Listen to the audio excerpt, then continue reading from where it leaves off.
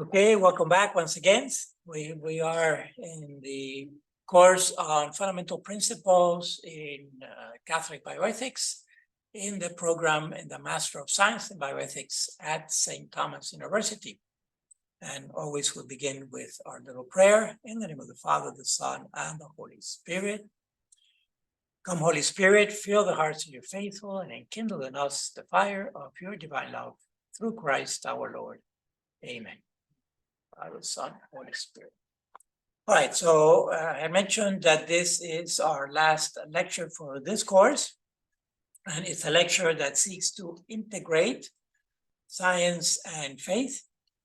So to recap a little bit, most of the lectures, especially in the first half of the course, have been on the scientific side, which is the whole idea and reality of the phylogenetics. In other words, the origin of the human species as a whole, not individually, but as a whole species, and looking at first the theory of evolution and how what is driving the four main forces that are driving evolution, mutation, migration, drift, and selection, of which natural selection is really the mechanism by which there's a possibility of new species emerging. And in fact, we looked at some of the evidence for evolution, which is the fossil record, comparative embryology, but most significantly today is the molecular evidence of the phylogenetics, the matching up the percentage homology, whether it's the DNA sequence, the genome, or the protein sequence, the proteome, which we know that more or less the proteome follows the genome. I say more or less because there is something called alternative splicing and so forth, where one DNA sequence, one exon sequence may actually generate several different types of proteins that are very similar to each other, but not identical. So for building the phylogenetic tree and percentage homology between species, it's always better to look at the genome rather than the proteome. It's just that it's much easier to obtain proteins, especially in certain quantity, than to obtain DNA samples from a variety of species, okay? So it's a give and take, depending on how much accuracy we want, in contrast with how much funding we have. It's always limiting factors. Anyway, these phylogenetic trees, then this percentage homology leads to phylogenetic trees, and we find that our closest relative from the percentage homology is in the great apes at the level of family primates, primates, and within that family, then there is the tribe of hominin, right? That's where we diverge with the paninin, which is the closest living relative to the human, which is the chimpanzee. And then within the tribe of the homini or hominini, we find the genus Homo, all right? And I took it all the way down to genus Homo because then, again, from the fossil record, we have anywhere from half a dozen to a full dozen of different Homo species that are not sapiens, all extinct today, right? And we're going to revisit that toward the end of the lecture, where we do the matchup with various of these Homo species. First, looking at the skull, the actual photograph of the skull, so the thing that actually exists, that has been found in the fossil record, and then the reconstruction all the way out to the face and the head itself, according to expert anatomists and physiologists and so forth who do that reconstruction, anthropological anatomists. Okay, so that's on the scientific part. Now, on the faith part, last lecture I did basically an introduction to sacred scripture, because of course this is according to what we call the Judeo-Christian tradition. The Judeo-Christian tradition accepts the Bible as a whole. The 46 books of the Old Testament, 27 in the New Testament, as I spoke last lecture, and we saw some details about that. One of the main takeaway messages from last lecture is that we do not interpret the Bible literally, with due respect to other Christian denominations that tend to be what we call fundamentalists. They tend to interpret the Bible literally, but we find that we run into problems with the text itself, contradictions, internal contradictions, when we interpret the Bible literally, just what the word says at simple view or simple reading. And then that leaves the person in an awkward position of selecting passages, because other passages will either be contradictory or actually downright making God cruel, right? So we know that God cannot contradict himself, and if God is love, God cannot be cruel at the same time. So these are tools that we use in philosophy to try to reason through scripture and tradition and what we call the mysteries of faith, which are things that are beyond the physical reality. They are, philosophically speaking, in the world of metaphysics, right? That which cannot be measured empirically, which is the realm of science, empirical science, including natural science, which is biology. But things that cannot be measured doesn't mean that they don't exist, right? They still exist, but they are beyond any instrument that can measure them. For example, faith itself, or love, or any of these realities that we experience on a daily basis. And yet, how much does love weigh, or what is the exact distance of faith? We cannot do that, right? So these are realities that do exist in our lives, and yet they are metaphysical realities. So we still have tools to understand them, but they're not going to be the tools of empirical science. They're going to be the tools of philosophy. In other words, reasoning, all right? Reasoning, and presenting what we call also arguments of logical consistency. Those arguments of logical consistency are going to be very useful, especially for the next two cores, when we look at the bioethical issues at the beginning of human life and at the end of human life. You'll see what I mean more in context as we get there. Back then to what we're trying to do with this lecture is to integrate the scientific evidence that comes to us from nature with belief, right? With belief. And the belief is according to the Judeo-Christian tradition, which is essentially the belief in one God who has manifested himself to us through sacred scripture. All right. Also, I want to point out that, again, from the Catholic perspective, at least from the Catholic perspective, we don't really have an issue with evolution as a process, right? In fact, a number of recent popes have spoken about evolution, including most significantly St. John Paul II, who actually wrote a brief document on evolution in 1996. So it's been almost 30 years now since this document. And it was John Paul II also who exonerated the supposed excommunication of Galilei 500 years prior, okay? So that was very significant because recognizing that truly the whole controversy of the earth being the center of the universe or the sun being the center of the universe.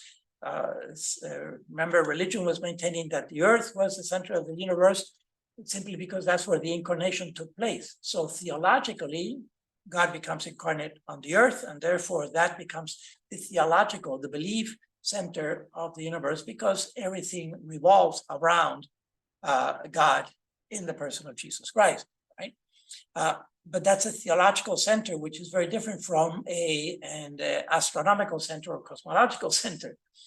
And so the whole idea of the heliocentric universe, meaning that the sun is the center of the universe, which again today is not true either, because the sun may be the center of our planetary system, right? But not of the universe as a whole. In fact, when we look at the planetary system from outside of the system, we notice that's actually embedded in a galaxy that we call the Milky Way. And it's not even at the center of that galaxy. If we were at the center of the galaxy, we'd be sucked into a black hole and we would no longer exist. We're rather at the periphery, where one of the arms of the Milky Way, quite a bit out into the arm. So we're not even at the center of our own galaxy, let alone the center of the universe itself. In fact, modern astronomy and cosmology says that to talk about the center of the universe is meaningless, because there's no real center as such. In other words, we go into a whole different dimension, which is that fourth dimension of time and place together, right? And therefore, to talk about an actual center of the universe is not really, it's too simplistic. It's too simplistic. So it's a different type of language that these astronomers and cosmologists are using today. Anyway, all that to say that really, when we look at evolution as a process to explain how the emergence or the possibility of the emergence of species, right? And again, we see this expansive radiation. We see a cycle of mass extinctions, catastrophic events with mass extinctions, and then it's logical to understand that new niches open up, which were previously taken up by previous species, which have now become extinct through the massive mass extinction. And then there's an expansive radiation that happens after that. And that is, again, corroborated very nicely with the fossil record, as I pointed out to you, with the different strata and so forth, where we find, especially in areas of the world that have large number of a variety of fossils, like the Burgess Shale deposits in Canada, etc., and even Africa itself, equatorial Africa, particularly for the human fossil record. All right, so there's a document there. I don't want to take time to go over it, but here's the reference to it. And it's just a few pages long. It's not very long. But basically, he makes the point that as long as the process of evolution does not deny the possibility of the existence of God, basically, then we're okay with it. And that means, when we translate, what does that mean, that the process of evolution does not deny the possibility of the existence of God? Well, it means this, that each expert should stay within their own field, all right? So if we're talking about empirical scientists, biologists, ecologists, anthropologists, etc., they should stay within their own field, which is empirical science. In other words, things that can be measured with instruments, whereas things that are metaphysical, by definition, they cannot be measured with instruments. And therefore, it's not the competence of empirical scientists, but it's rather the competence of other scholars or people of learning, which are philosophers and theologians. So philosophers and theologians also have a method. It's not the scientific method of measuring things, but there is basically the method of reasoning and intuitions to come to logical conclusions about the metaphysical realities, all right? And that's where we get into the realm of faith and belief and so forth. But it doesn't mean that faith and belief are fantasy or irrational or don't exist. They do exist, but in a different realm, if you will.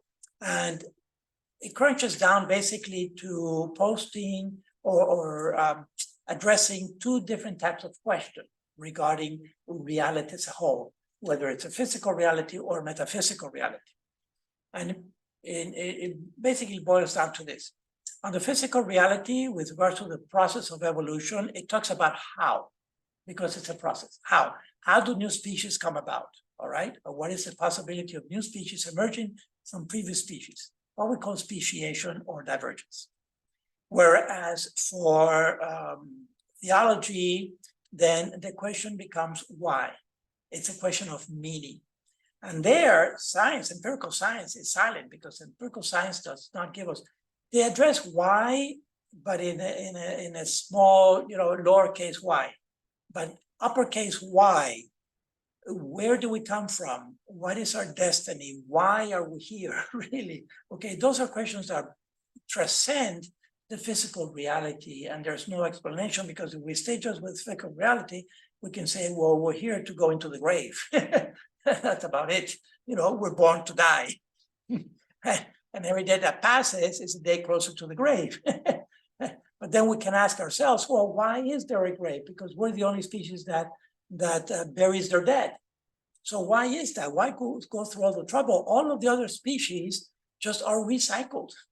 Even large species like whales, just this morning, not a week goes by without a new bioethical issues rising. Just this very morning, I've told you many times that I go early in the morning, I look at the BBC online, just the headlines, to see what new disaster happened in the world overnight, right? And there was a huge, I think it was a minke whale that landed up on a beach dead, right? And it's one of these places up north that has those huge tides where high tide goes up into the land and then low tide recedes about half a mile into the ocean because it's very shallow. And so it's a combination of very shallow land and seashore and drastic tides, right? Typically when the Atlantic meet the Pacific and so forth, either way up north or way down south. And so this minke whale ended up dead in the middle of what is now land, and what to do, how to dispose with that creature, right? It's a rare event because the vast majority of them actually die in the ocean, and they just sink, and over time are going to be decomposed, sedimented. They're going to be piled up with sediment, with sand and silt and everything that falls to the bottom of the ocean, and eventually become fossils down there. But everything gets recycled, except the human. And so already that is a reason, a cause for pause, as I say. When we are driving around town and we see a cemetery, that should be a reason for pause. Why is there a cemetery of humans and no other species? We'll get into that. I'm just planting seeds right now. All right, so going beyond the first slide then, what I'm going to do is, with regards to the story of creation or the narrative of creation, I keep pointing out that there are 73 books in the Bible, at least in the Catholic version. And of all these books, practically the only one that speaks directly about the origin of the human species is what? Which book? Which of the 73 books? Which one? Genesis, the book of Genesis, which is one of the longest. I think it has about 50 chapters in it. It's one of the longest books in the Bible, okay? And of those, so one book out of 73. And then of that whole book, like I mentioned, it has about 50 chapters. It's only really Genesis 1 and Genesis 2 that speak about the creation of the human as such, from an act of God. So out of 50 chapters, only the first 2 chapters speak about the actual creation.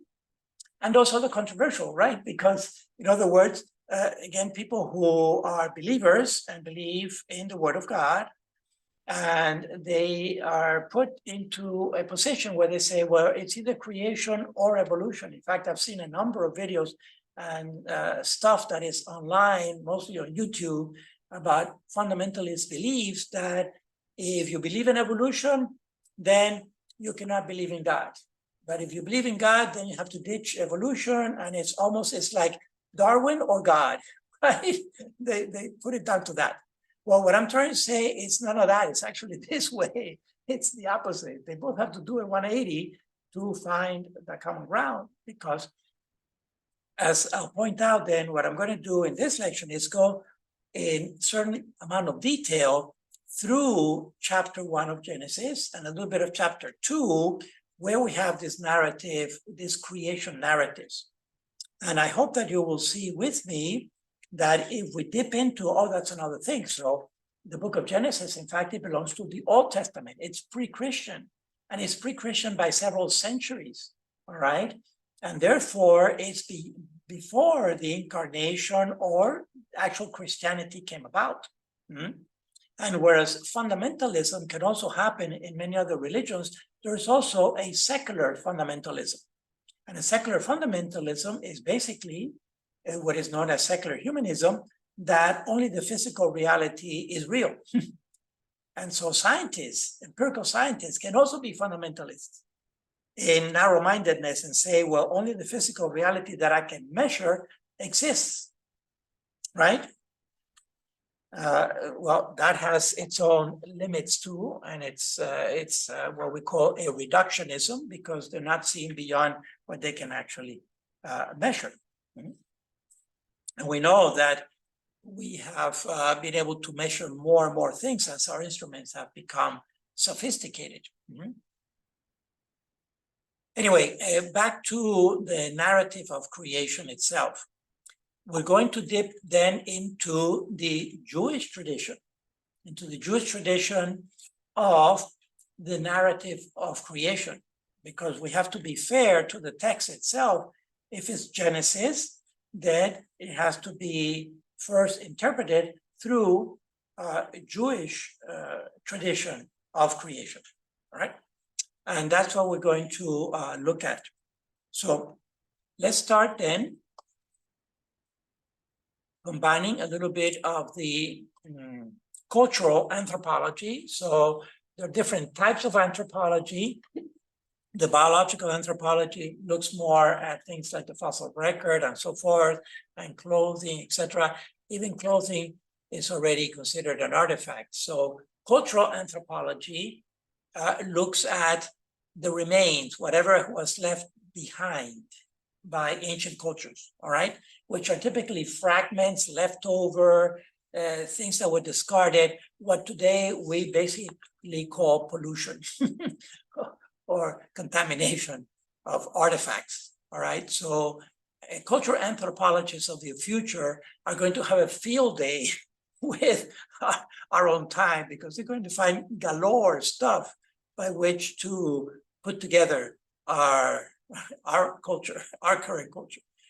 They're going to come to basically one conclusion, that we are a throwaway culture.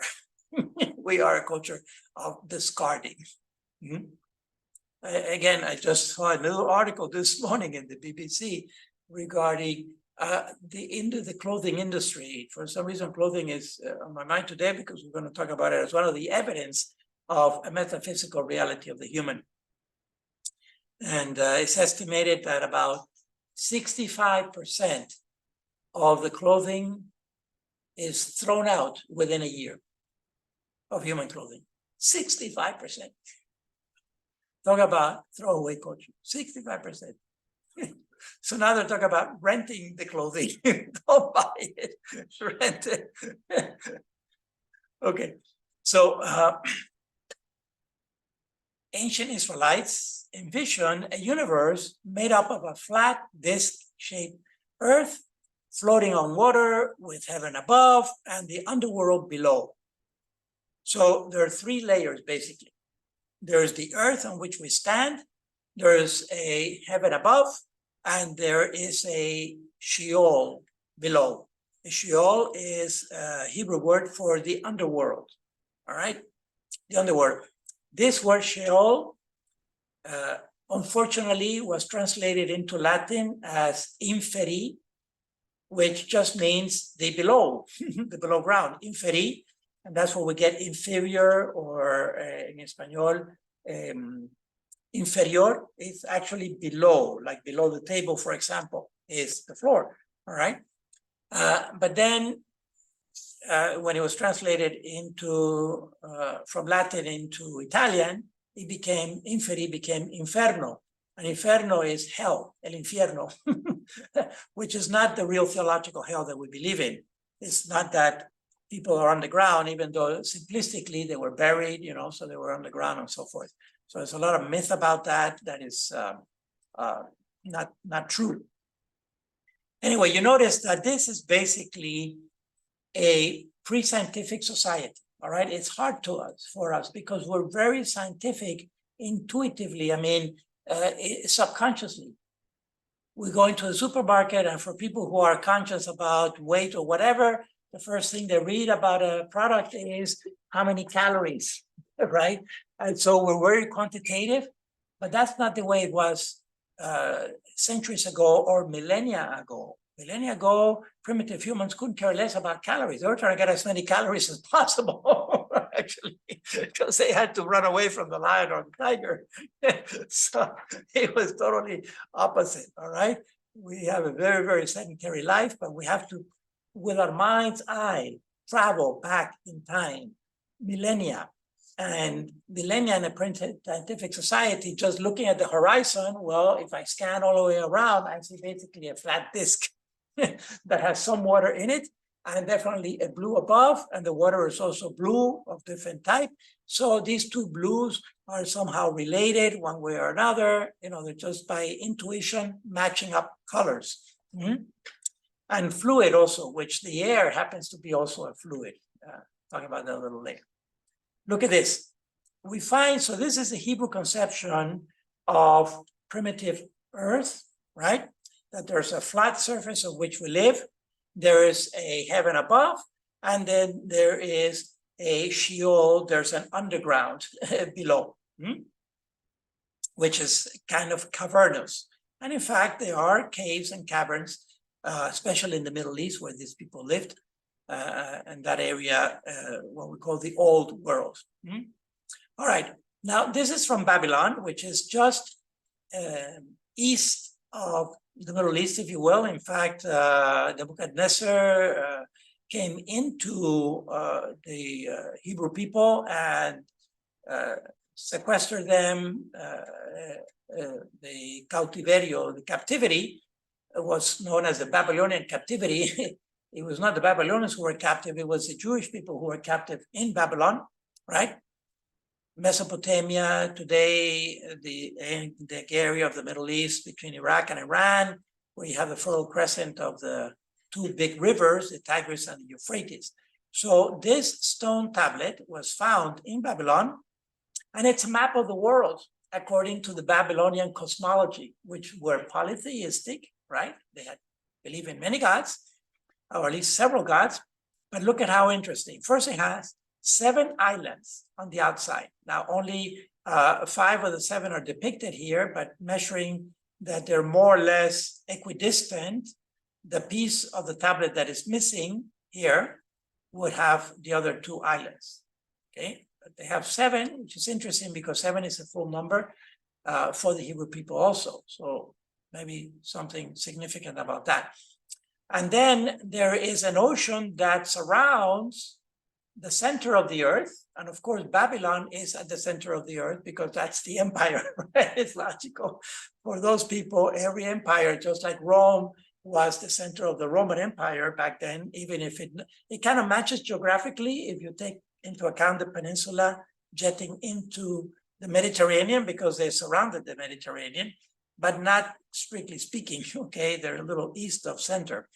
Just like the Egypt, for example, what is today Cairo, the confluence of the Nile, the delta of the Nile, that was for the Egyptians the center of their universe, even though Cairo is actually at the coast today, right?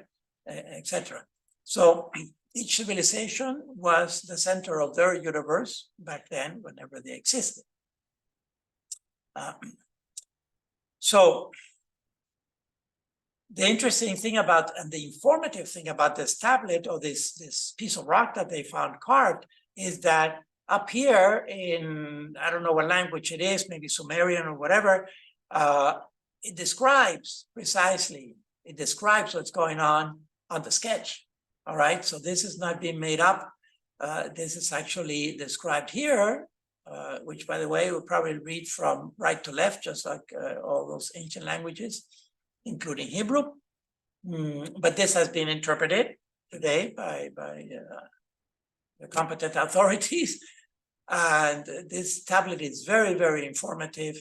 it's non-Jewish, but it tends to match the Hebrew belief. So it's kind of it's a common belief of a flat earth surrounded by water, by ocean, salt water, and then the dome of the sky with the constellations and the two main, not figures, but the two main bodies of the heavens, which is the sun and the moon, which also have a lot of symbolic meaning, the day and the night, and so forth. Now, this is the Hebrew narrative of origins, which has two models that they follow. One is the logos or speech, and the other one is the agon or struggle. All right. So the logos or speech, which is actually a Greek translation of the Hebrew word, God speaks and shapes unresisting dormant matter. So here, matter is passive, offers no resistance, and God shapes and molds that matter into existence, and especially order.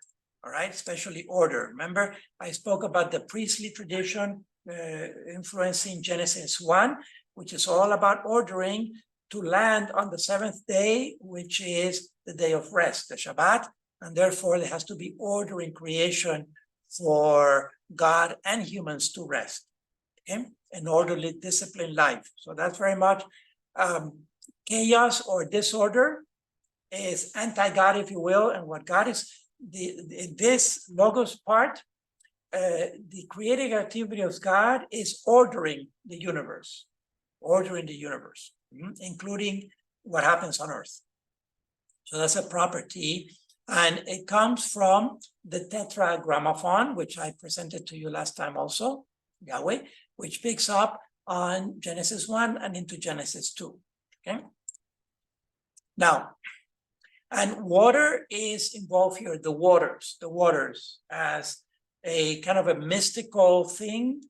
Fluid is a broader perspective because I want to introduce waters also like the air is a type of water for the primitives because they realize that air is also a fluid, just like water is a fluid, it's just less dense than water.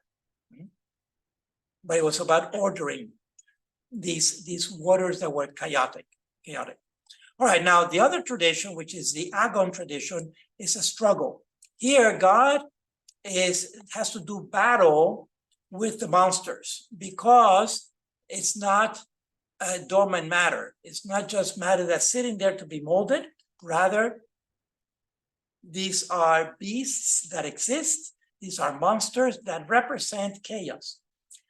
And they're named actually in the Hebrew scripture, especially throughout the Old Testament, as Leviathan and Behemoth, which have been associated with whales or something like that, or sea creatures that are huge, but are fearsome and attack, all right? Of course, Jules Verne had a feast with this and created all his fantasy of the, 20,000 leagues under the ocean and so forth, right, under the sea. And so he did a lot of science fiction with this.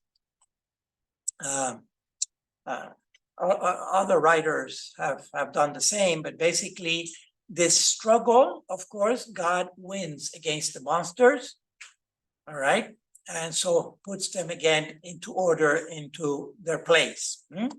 And so it highlights the sovereignty and the power of God. So both traditions intermingle in Genesis 1, 2, and eventually 3 and 4 later, as we saw the other humans emerging, right? Especially unnamed females, unnamed women who were marrying the men so as they can have their children on the patriarchal structure of the Jewish people of the time. All right, so I'm pointing out this water today. The word that is used there is water because they have to use physical words, all right? But today we'll talk about fluids, which could involve, it would include also the sky, it would include the atmosphere. That's what I was looking for, the atmosphere. So the hydrosphere and the atmosphere are basically have a common characteristic, which is that they flow. All right, I'm gonna pick up on a different segment now, a different theme, and I'm going to be bringing them together as we go through the different verses, the various verses of chapter 1 of Genesis, okay? And the other thing I want to point about is the issue of time. I mentioned this also before a little bit, but the whole issue of time. It turns out that in vocabulary, grammatically, some words are univocal and other words are not univocal. When we start thinking about actually many words, especially nouns, are non-univocal, all right? Meaning univocal is that it has only one meaning. What would be univocal, for example, in the nouns, right, in the substantive will be our personal name, our own name, which is a proper noun, as opposed to a common noun. I'm doing a little basic grammar here, right, from elementary school. Remember, common nouns and proper nouns, right? Our names are proper nouns. They belong to us and only us. And even if we may share a first name, and many times we even share a last name, you know, Jose Fernandez, for example. I'm sure there are more than 2 Jose Fernandez in Miami, right? Okay, or Joe Smith in the UK or in the United States and so forth.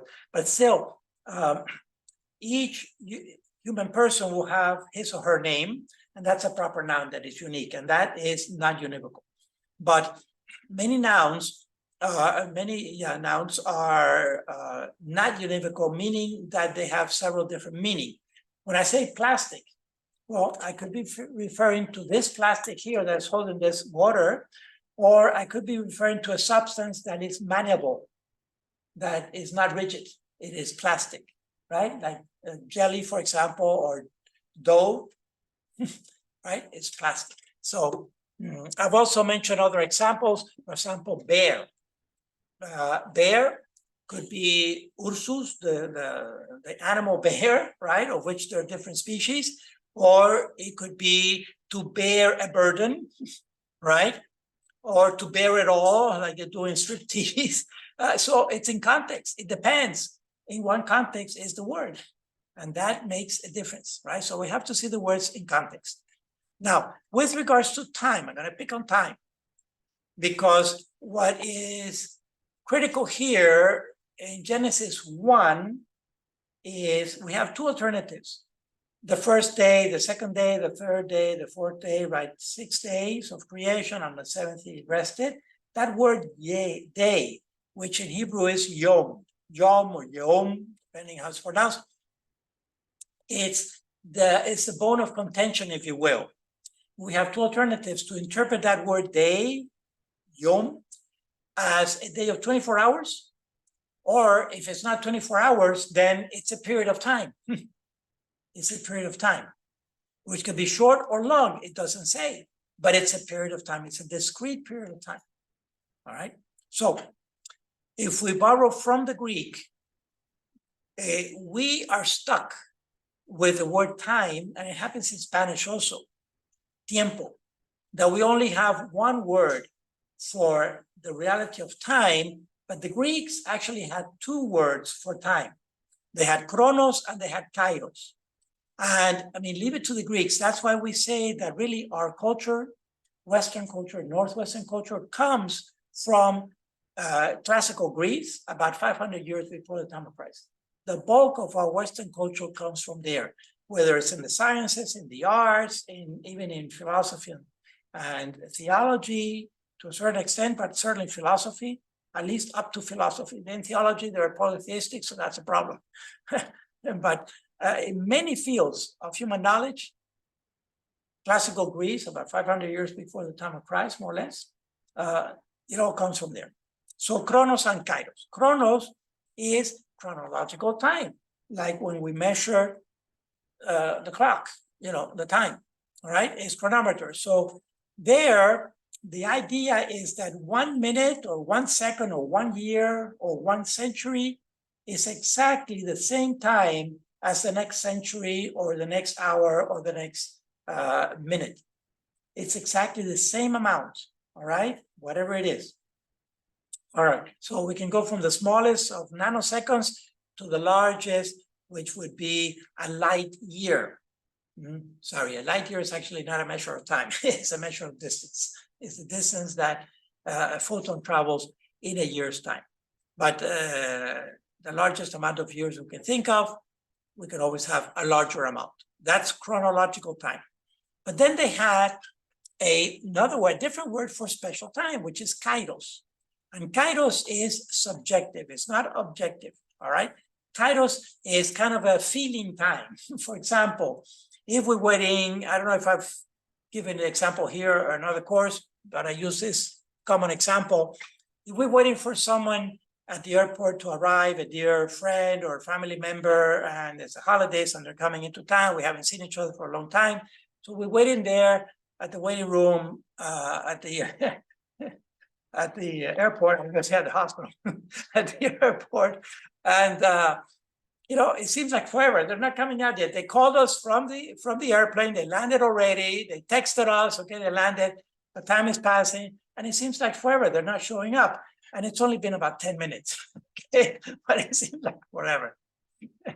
Then they finally arrive. We get into the car, we drive home, we start going to places, you know, we take them to First Flower Tropical Garden, we take them to the movies, we do this, we go to dinner, we take them to South Beach, of course, et cetera, et cetera. Before you know it, we have to take them back to the airport. And it seems like it went very fast, but it was actually 2 weeks. So that's subjective time, all right? And they had a word for it, which is kairos. And so that subjective time, this word yom could be either one. It's nondescript. It's just a passage of time. All right. So if we accept our reality, then we can interpret the first day as a first period of time of several others to come. Now, again, this is Ancient Hebrew Research Center. This is Ancient Hebrew Research Center. What do the Jews say about Yom, their word time? And here it is. You see, this is a site that is managed by Hebrew scholars. And they say the Hebrew word Yom, okay, means a day, but not specifically a 24-hour period, but instead some generically like in a day that something occurs. So it's the event, actually, it's the event that is important in that day, is to frame some significant thing that happened then. An example, a day of the month, like in Genesis, or the day Yahweh, here's the Tetragrammaton, made a covenant, which is later on with Abraham or Moses, the covenants that the Lord made, right, etc. So it can refer to the light part of the day in contrast to night, and so on. So we can see from the Hebrew tradition that even they don't interpret Yom as a day of 24 hours necessarily. It has to be in the context. I think I made my point, hopefully. I want to move forward now to look at the narrative, just the first 6 days of creation, all right?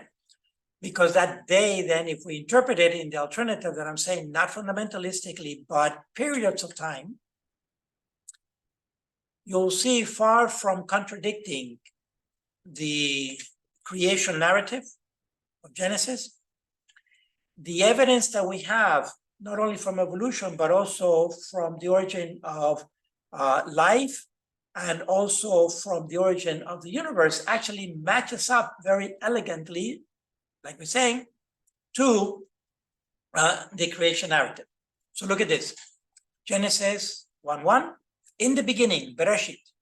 In the beginning, when God created the heavens and the earth, right? The earth was a formless wasteland. So you see, it's picking up from formless wasteland is the Logos tradition, right? Matter that is just sitting there, it's not doing anything, but it's chaotic. In other words, it's formless, has no form. Has a form, by the way, philosophically, is more significant than, is deeper than shape, all right? For example, well, chair. I think it's a simpler example. There's a shape of chair and there's a form of chair. And philosophically, they're two different things. Again, not univocal words. The shape of chair, how many shapes of chair are they? Many. And even the material, the construction, it can be metal, it could be plastic, it could be. Once I was with my parents in Switzerland, up in a glacier that's up high in a passage between Italy and Switzerland. And we were there, my brother and I as kids, and someone had carved out of the glacier like a little cave, and it was like a little living room. And there were chairs made out of ice. Okay, so leave it up to the human creativity to many different shapes and types of chairs. But there's only one form of chair, what we would call chairness, which is that thing on which we sit, right? That is chair. And even though sometimes we use the bed as a chair because we sit on the bed, that's not the proper function of the bed, right? Because it's made for lying down. And therefore, each thing has its shape, but also its form. And the form is philosophical, it's deeper, it's the meaning. So this formless wasteland means that the form of the thing had to be established, elucidated. And it is God who creates forms, who gives forms to things, to the universe. And so darkness covered the abyss. Again, darkness as chaos. Mighty wind swept over the waters. Here we have wind and water mixing. Again, so this first two verses, 1 and 2, are basically describing chaos. All right, and that needed to be ordered. So God is going to speak. Remember E.F. Hutton. When E.F. Hutton speaks, people listen. Well, when God speaks, things happen. And God said, let there be light. And there was light. Boom, effortless, right? Because he's creator. And so he has to act really as almighty, all powerful. And so God said, and it happened. And we'll see that that same pattern repeats 6 times. God said, and it happened. God said, and it happened. And we'll see that what happens is actually a greater and greater and greater ordering, first of the inanimate objects before life. And then once there is an actual planet where we can have the possibility of life, then he's going to get into life. And that life also is going to have a sequence to the point, the detail that plants begin before animals and that marine animals or ocean animals begin, aquatic animals begin before terrestrial animals and so forth. So you'll see the sequence, how really it actually matches up when we decipher the nature that is around us empirically. All right. So God saw how good the light was, then God separated light from darkness. Again, this is the ordering process. God called light day, and the darkness he called night. Thus evening came and morning followed the first day. There's Yom as a discrete period of time. All right. Now, that discrete period of time is actually been measured empirically to about 13.7 billion years. That's all right. So this is what has been called in physics and astronomy the moment of singularity. Geometrically is described as a single point in contrast to a one dimension, all right, which can only be interpreted philosophically and mathematically. Sorry, do you mind closing that or putting it ajar? Saturday morning, sometimes there are tours of St. Thomas University. Prospective parents or students, we're teaching. We're in a lecture. Okay. Sorry about that. Anyway, so we have, let's take it from the four dimensions, which is a space-time amalgam, right, to the strictly Euclidean 3 dimensions.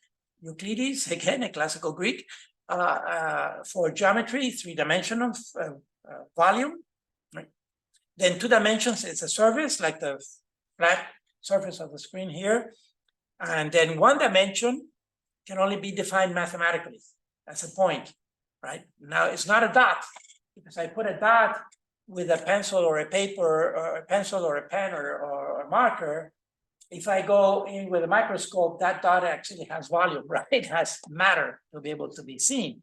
So one dimension can only be defined mathematically, and it's pure mathematics. It's abstract mathematics, because I cannot represent it. I can only represent it like with a formula, you know, but it's not, it's real because I can represent it. And some people, especially mathematicians, have made the point that the only thing that really exists is mathematics. So abstract. But anyway, back to the real world that surrounds us. It was Georges Lemaitre who proposed this idea of the Big Bang as a moment of singularity, the origin, and then decades later was corroborated by a telescope, which is a space telescope, meaning that why is a telescope a space telescope? Because it's in orbit. And what's the beauty about the space telescope? That it bypasses what? The atmosphere, this fluid that makes for a lot of distortion, because the light that we receive, especially at night from distant stars, has to go through the atmosphere.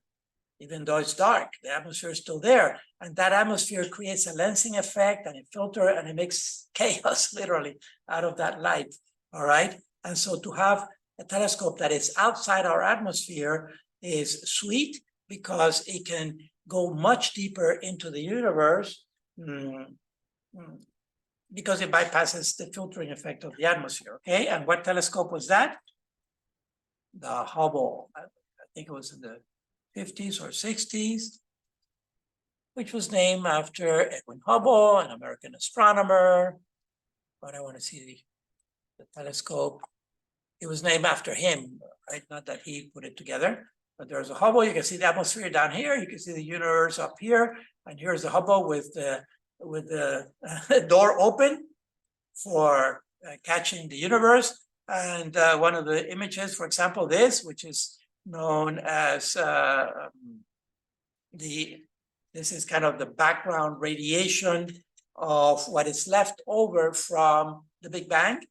So two things that the Hubble contributed was, one was this background radiation, which logically had to come from some kind of, the most obvious explanation was an explosion, all right? Similar to an explosion.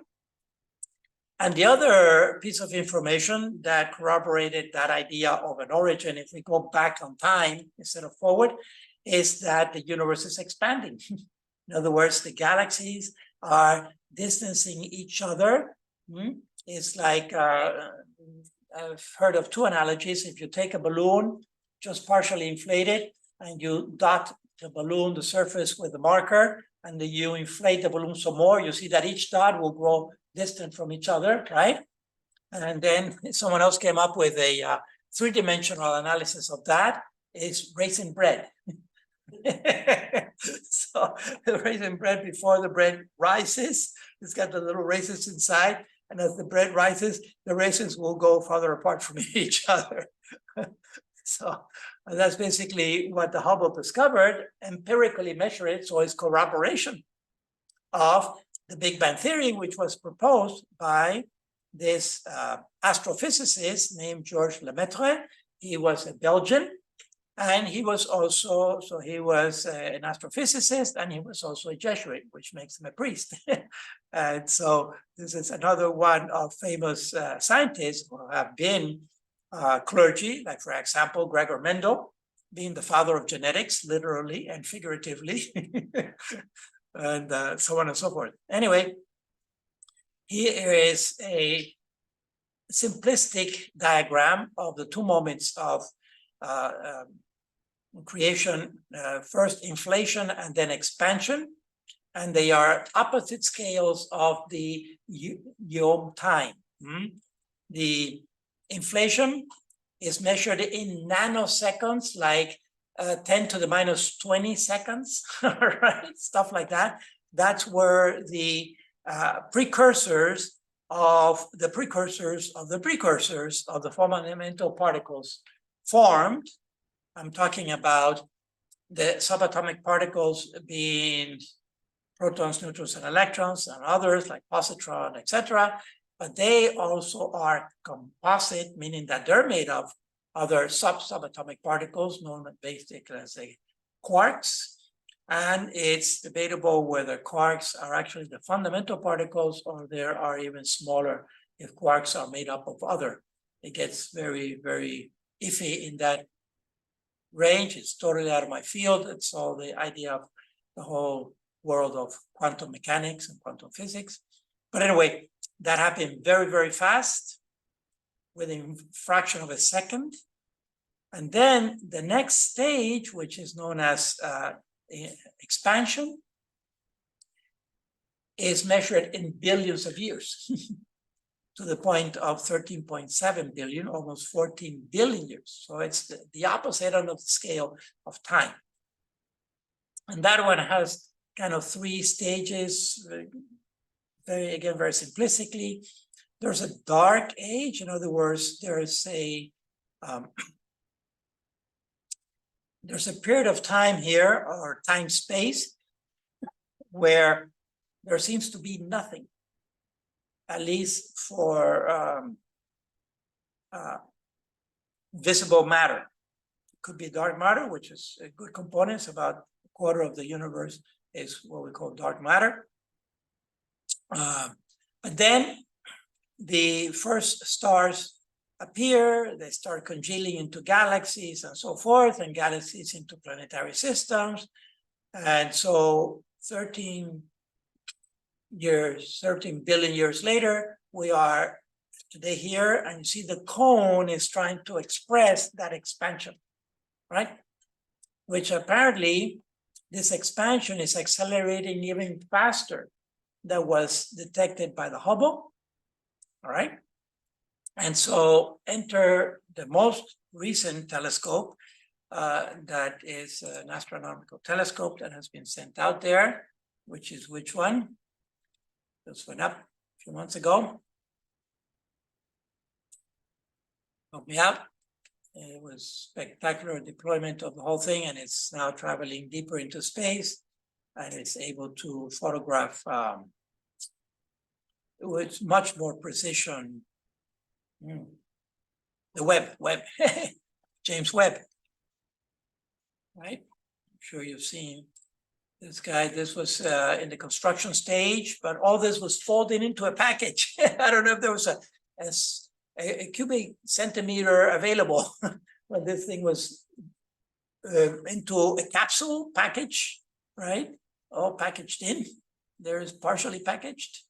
And then the thing deployed. We always see it deployed, but it's interesting that all this was packaged in, including this rack of membrane that it has, several layers of membrane to protect it from some kind of radiation, etc. And these discs, yes, that's all pure gold. It was deployed, and the crisp images that it's detecting and all these events that are happening out there, it's just spectacular. Okay, but this is the James Webb. It's actually a consortium. NASA is a big writer, but it's a consortium of European. I think the Japanese are also in it, and maybe Australia also. It's an international consortium that is really in it, and the information, it's largely public information. I mean, this is sent into Earth and then transmitted to thousands and thousands of astronomers throughout the whole world to analyze all the data that's coming in. All right, but it was this was launched a few months ago. I remember watching it with my brother and sister-in-law. The recap. Let me see. James Webb, where are you? We'll go back one here.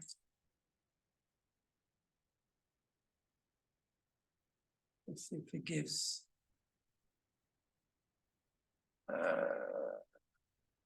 Well, this is one of the labs that was involved in it.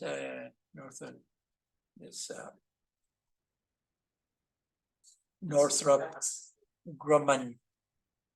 Yeah, But no, I wanted to see, let me go back here, launch. Launch date. Yeah, it was delayed because there was, they didn't want to mess it up, so it was a cloudy sky, and then they waited. It was launched in the Caribbean, by the way, or near the Caribbean, because that was the best orbit for getting out into the atmosphere. Yeah, so even that was calculated. There was a base out there. Let's see here how it's packaged. Right? It's just incredible how the thing was encapsulated. And here, of course, this is a computer graphic, right? Very realistic how it took place, but it did. So sorry, I got distracted again. I was trying to find the date, launch date. Oh, okay, how about the times? Over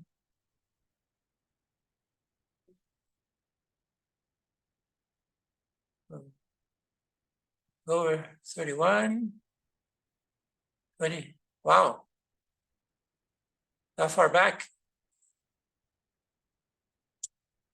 Amazing. So it's been 2 years already. It's going to be 2 years, a year and a half. Couldn't believe it. See, Kairos, I thought that was a couple of months ago. It seems like I'm getting very, very slow. Wow, amazing. Okay, well, anyway, that's enough for that. Basically, it matches up. Lemaitre was offered this theory, and then it was corroborated by Hubble, and now even more so by the Webb telescope. Let's move on to the second day. God say, this is still, okay, now beginning of second day. God say, let there be a dome in the middle of the waters. See, again, this water has to be tamed, right? So this is more like the Agon tradition.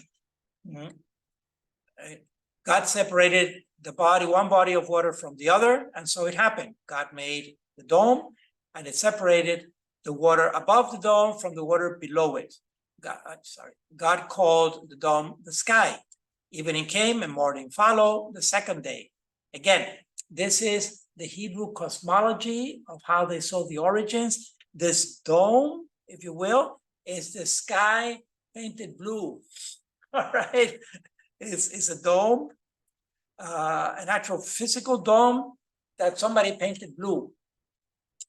And it even has, don't miss the floodgates, all right? So these are just diagrams that I pulled from Hebrew cosmology online. And here's the earth, the under earth, the above earth, the firmament, because it's firmament appeals to a dome. And look at the floodgates. When those floodgates open, it rains. That was a pre-scientific view of the thing. So there was water up there. There had to be water because they experienced cloud, even though in the Middle East, it was the rain is scanty, it's not abundant, but when it rains, they're deluge, it pours and it creates these wadis, which the wadi is all the sand, and so that is eroded down the hillside because of the torrential rain that falls. All right, so the water in the Middle East is dramatic when it comes from the firmament above. So it makes sense that these floodwaters just open up and gave way to the flood. And then there's the ocean on the outside collecting the other water somehow. Again, pre-scientific, pre-scientific. All right, so the second day, we match it up to what is known as, within the expansion, this process is a process of the forming of the galaxies. Stars implode and then they explode. And as they explode, they're gyrating. And when they gyrate, they turn to form these disks, which become the planetary system over time and cooling because of entropy. In other words, loss of heat dissipating into the universe, entropy. And so the planets eventually congeal and form. I'll talk about that in a minute on the third day. So see now, Agon is the other tradition of the struggle where God has to come out as supreme and almighty, right?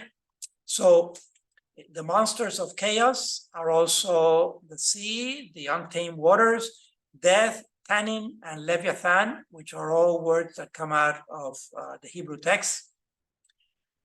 So nature joins in on the side of God to battle against these chaos monsters, right? Because nature has been created by God previously already in the Logos part. And now God is enthroned on a divine mountain, surrounded by lesser deities. This is ancient Hebrew. And he speaks, and nature brings forth the created world. So now nature, which is an ally with God, managed to subdue and dominate the chaos represented by these monsters. And so now we have the beginning of the process of life after the earth is cool enough to sustain liquid water on the surface, right? So God said, let the water under the sky be gathered into a single basin. The water under the sky, under the firmament dome, right, which was painted blue underneath, so that the dry land may appear. So in this one verse, all right, in half, this is half a verse. The whole process of accretion, which actually geologically took about 4.5 billion years, it's just summarized in half a verse of verse 9a, if you will. It crunches about 4.5 billion years of geologic time. The process of accretion, which I covered in the environmental bioethics course, and you'll come up to it eventually, basically, fundamentally, what happens is as these stars explode, then there is matter and energy release in a huge amount. And typically the matter is white hot, which is a fluid molten state. And because it's matter, then it exerts gravity. And the larger pieces of matter are attracting smaller pieces that crash into it and merge and melt into the larger piece. And you can see that's a synergistic effect where as matter becomes larger and larger, these are the protoplanets, right? It exerts more gravitational pull because it's getting more matter. And so it starts basically cleaning up all the other fragments that are around it until the gravitational pull is dissipated at a distance. Remember, gravity is a weak force, but a real force. So it will pull enough, as much as it can pull around it, right? In a dynamic system of balances here between attraction and distance, until most of at least the major pieces have been pulled in, giving it a little bit more gravitational force, but eventually the pieces are too small to be actually attracted. And those pieces either end up in a periphery of rotation around the planet, like Saturn with all the rings, or they fly away, or they continue to crash in until the whole system kind of stabilizes. And we have the end of the accretion process, which basically describes the formation of any planet more or less by the same basic principles of gravity and distance and the molten state of this matter that's flying around. Okay. Anyway, so it happened. The water under the sky was gathered into its basin and the dry land appeared. 4.5 billion years later, the crust of the earth. God called the dry land the earth, and the basin of the water he called the sea. Again, an intuition of someone standing on the shore on dry land and looking out at the sea. God saw how good it was. Then God said, let the earth bring forth vegetation. Starts first with plant life, all right? Which is very interesting because, again, according to some of the fossil record, plant life was the early, in other words, producers, and then consumers came afterwards.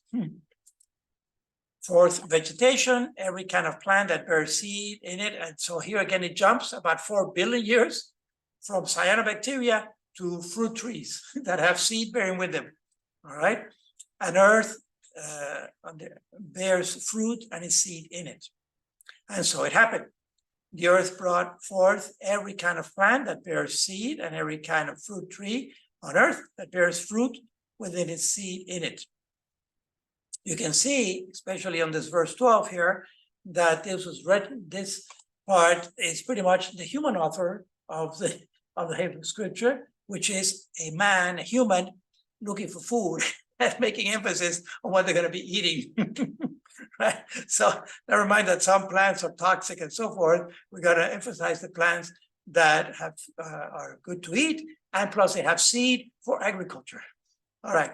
So God saw how good it was, of course, because God is God and he created it. So evening came and morning followed the third day, right? There's Yom again as a discrete period of time. Well, what do we have on the fossil record? What do we have on the biological, ecological evidence? The process of photosynthesis, actually. The process of photosynthesis, which is a process by which nature makes glucose.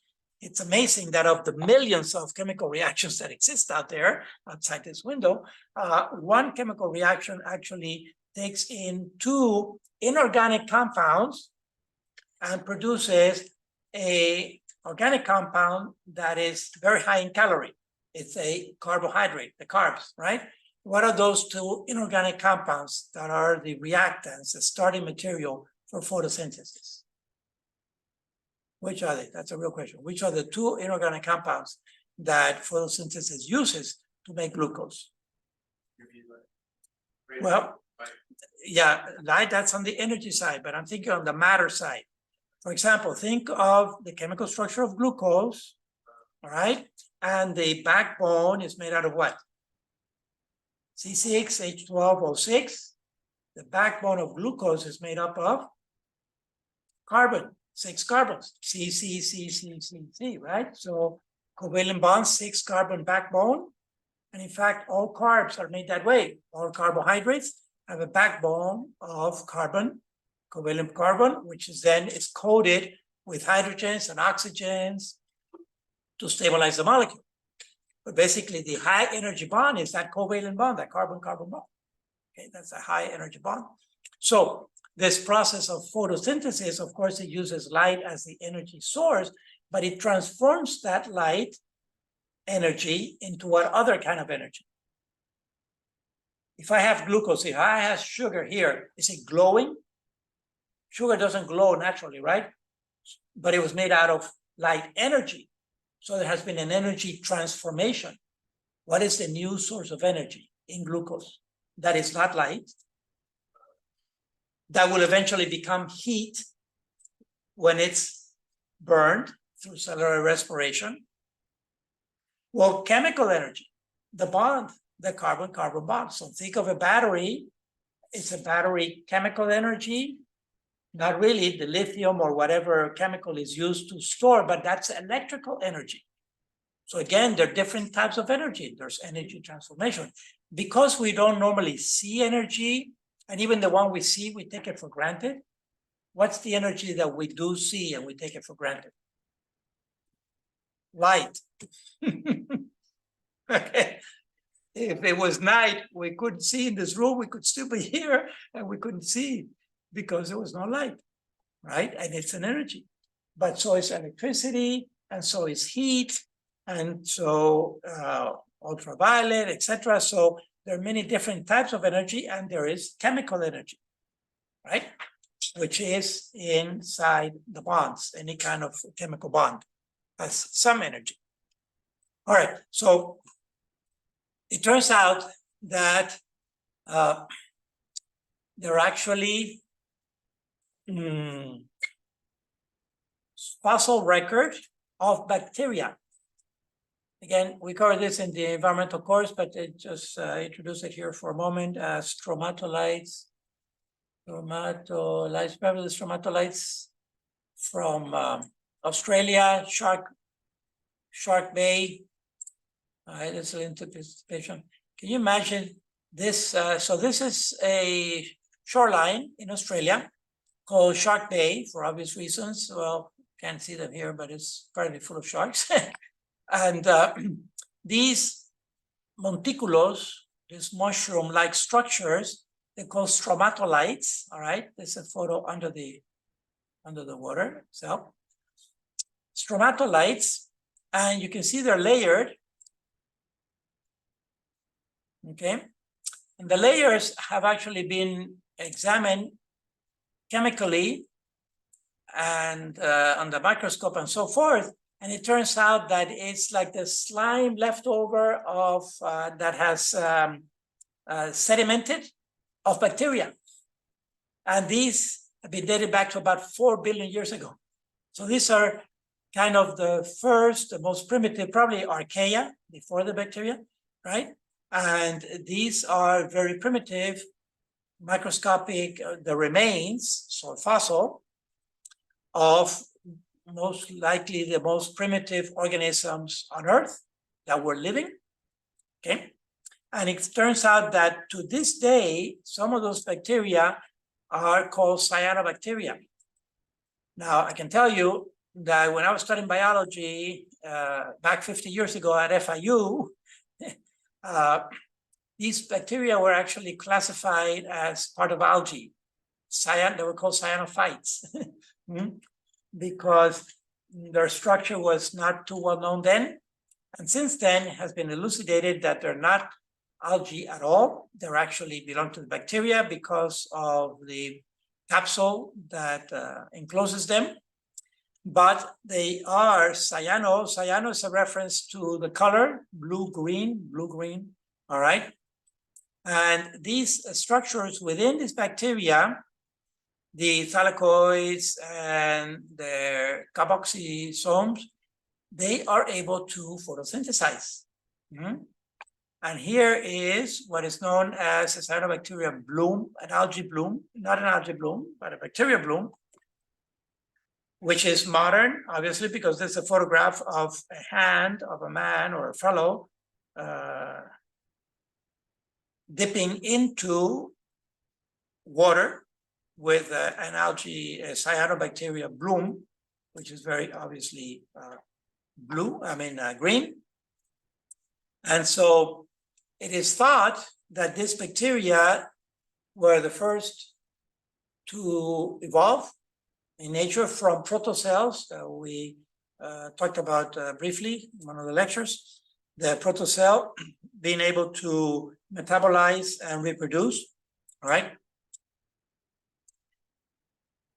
And the point is that it's estimated that the atmosphere of the Earth has changed about 4 times its composition. The primitive original atmosphere of the Earth was very toxic. It had a lot of methane and ammonia and hydrogen, which is highly explosive, and some CO2 from volcanic activity. Oh, that's the question that was left open that we never get back to. The 2 starting elements, the 2 starting compounds for photosynthesis is CO2 and H2O. So water and carbon dioxide, right? Water and carbon dioxide, which are both inorganic, both have oxygen in it. In addition, CO2 has carbon for the backbone, and water has hydrogen for coating the backbone of the carbohydrate. And there's excess oxygen, which is a byproduct of photosynthesis as O2. Imagine this. It's been estimated that these cyanobacteria were so abundant 4 billion years ago that they actually transformed the atmosphere, the primitive atmosphere, into something that's benevolent instead of toxic, which is about 16% oxygen, which is what we have today in the atmosphere. Without the oxygen, we couldn't have the reverse of photosynthesis, which is cellular respiration, burning glucose to recharge ATPs that are used for metabolism. And how do we, what is life, organically speaking? What is life on any cell of a living creature? Life is metabolism, right? Metabolism. And so this metabolism is driven by cellular respiration. which is the converse, is a complementary reaction of photosynthesis. In other words, cellular respiration is taking glucose, burning it with oxygen, oxidizing it, breaking it apart, and in the breaking, energy is released that is used for recharging ATPs. And the products of cellular respiration are what? Products of cellular respiration are the starting materials of photosynthesis, which is what? What do we exhale? CO2 and water vapor, right? We don't realize, but we're dehydrating all the time. There's a water vapor that's coming out of our lungs. That's why we need to drink water periodically, because with every breath, we are dehydrating. And this water vapor and CO2 is the breakdown of what used to be glucose inside our bodies. And so you see, that's what maintains metabolism. So the plants definitely had to come before the animals to have life on Earth. So let's go forward now. Now, God needed to arrange something else in the meantime before the animals actually arose to make sure that there was enough light in Geom for maintaining the plants that he just created, right?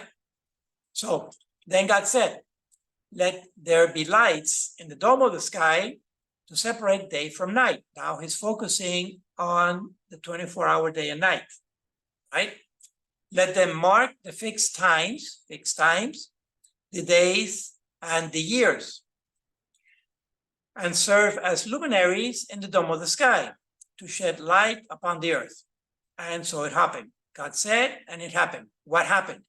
He made the two great lights, the two great luminaries, which are basically the sun and the moon, right?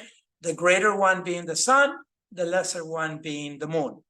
So the greater one is going to govern the day. So in this particular case, when the greater luminary is governing the day, this Yom here is interpreted what?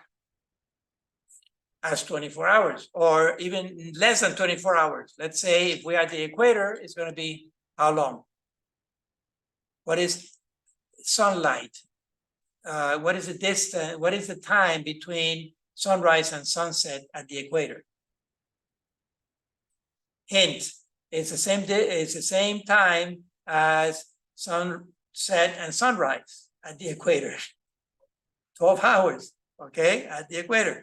So there we can interpret this day here as chronos and as a chronological day. So in this case, the word day does coincide with the little meaning of daylight. And then the lesser one, the moon, to govern the night. And then as a side, he also made the stars. Again, 13.7 billion years crunched into, he made the stars. You know, the trillions of galaxies, which contain trillions of stars each. So what is a star again? What we call star, a sun is a star, right?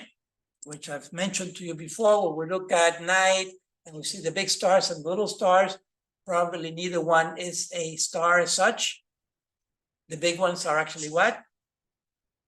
Planets. Venus, Mercury, they've been around for months now. They're in the northern hemisphere, especially Jupiter and Venus. The brightest is Venus, the largest is Jupiter. We've been seeing them at night. They're big. You say, oh, a big star. Not a star at all. It's a planet, opaque body. And the little tiny ones are actually,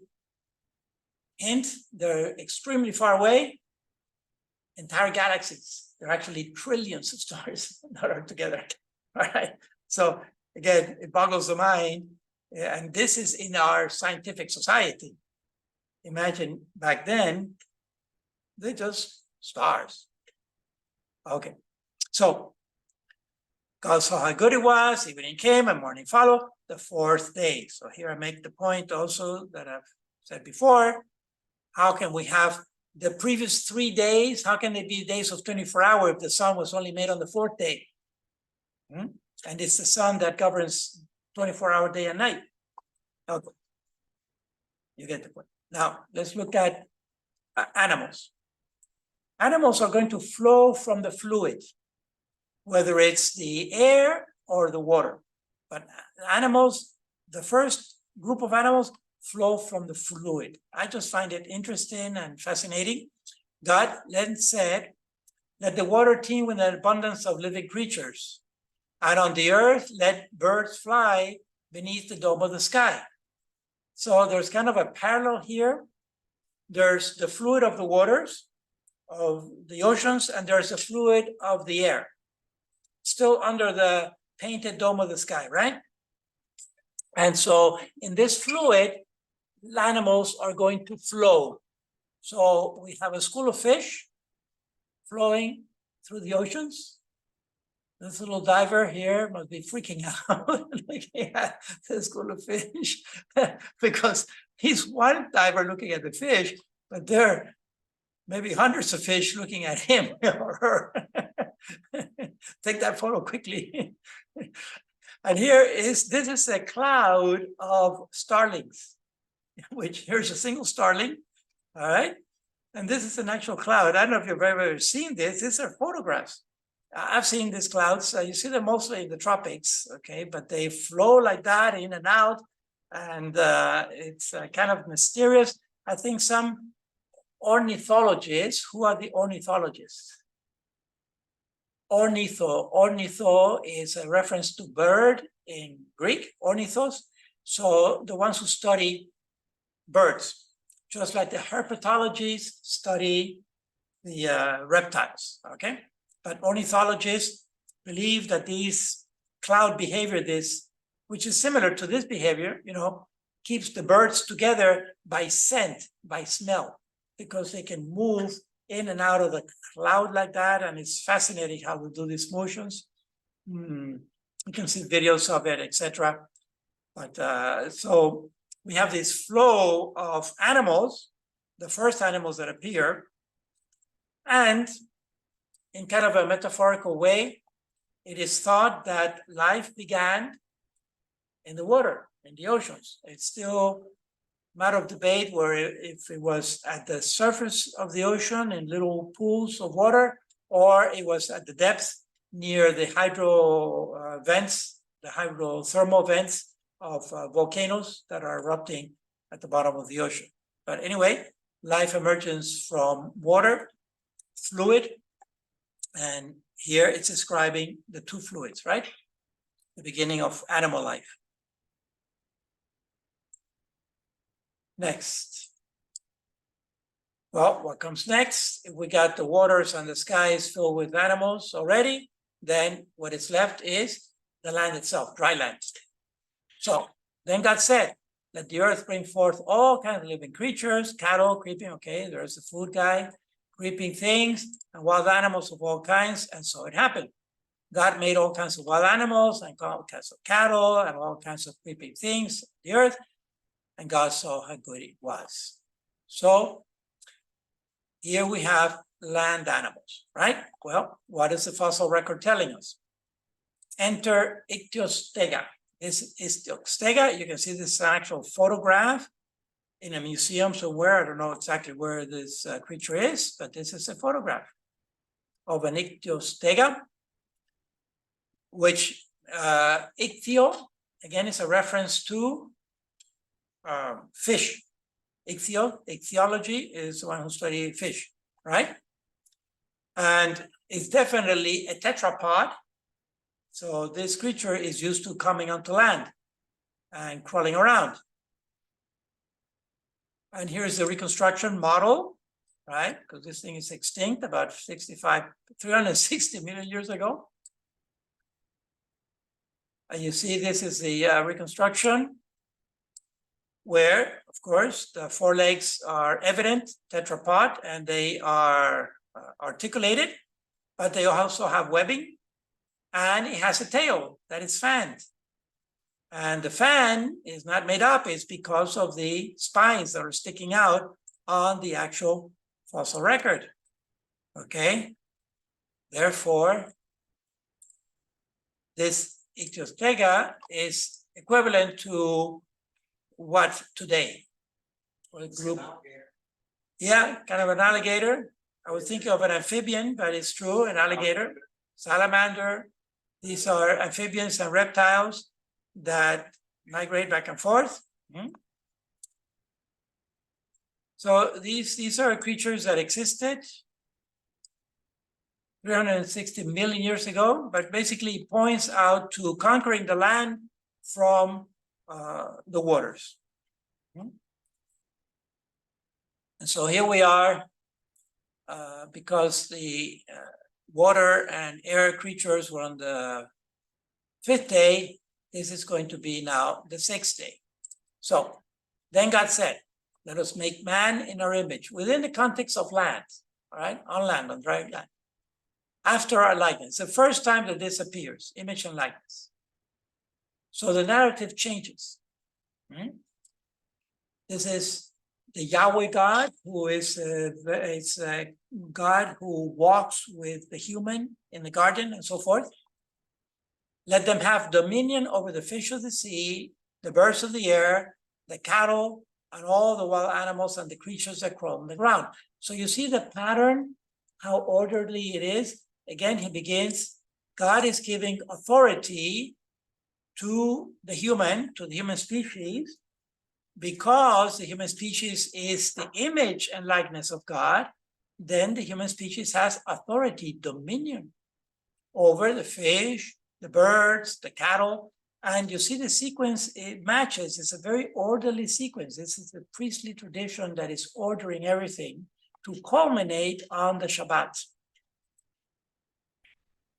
God then created man in his image, in the divine image he created him, male and female, he created them.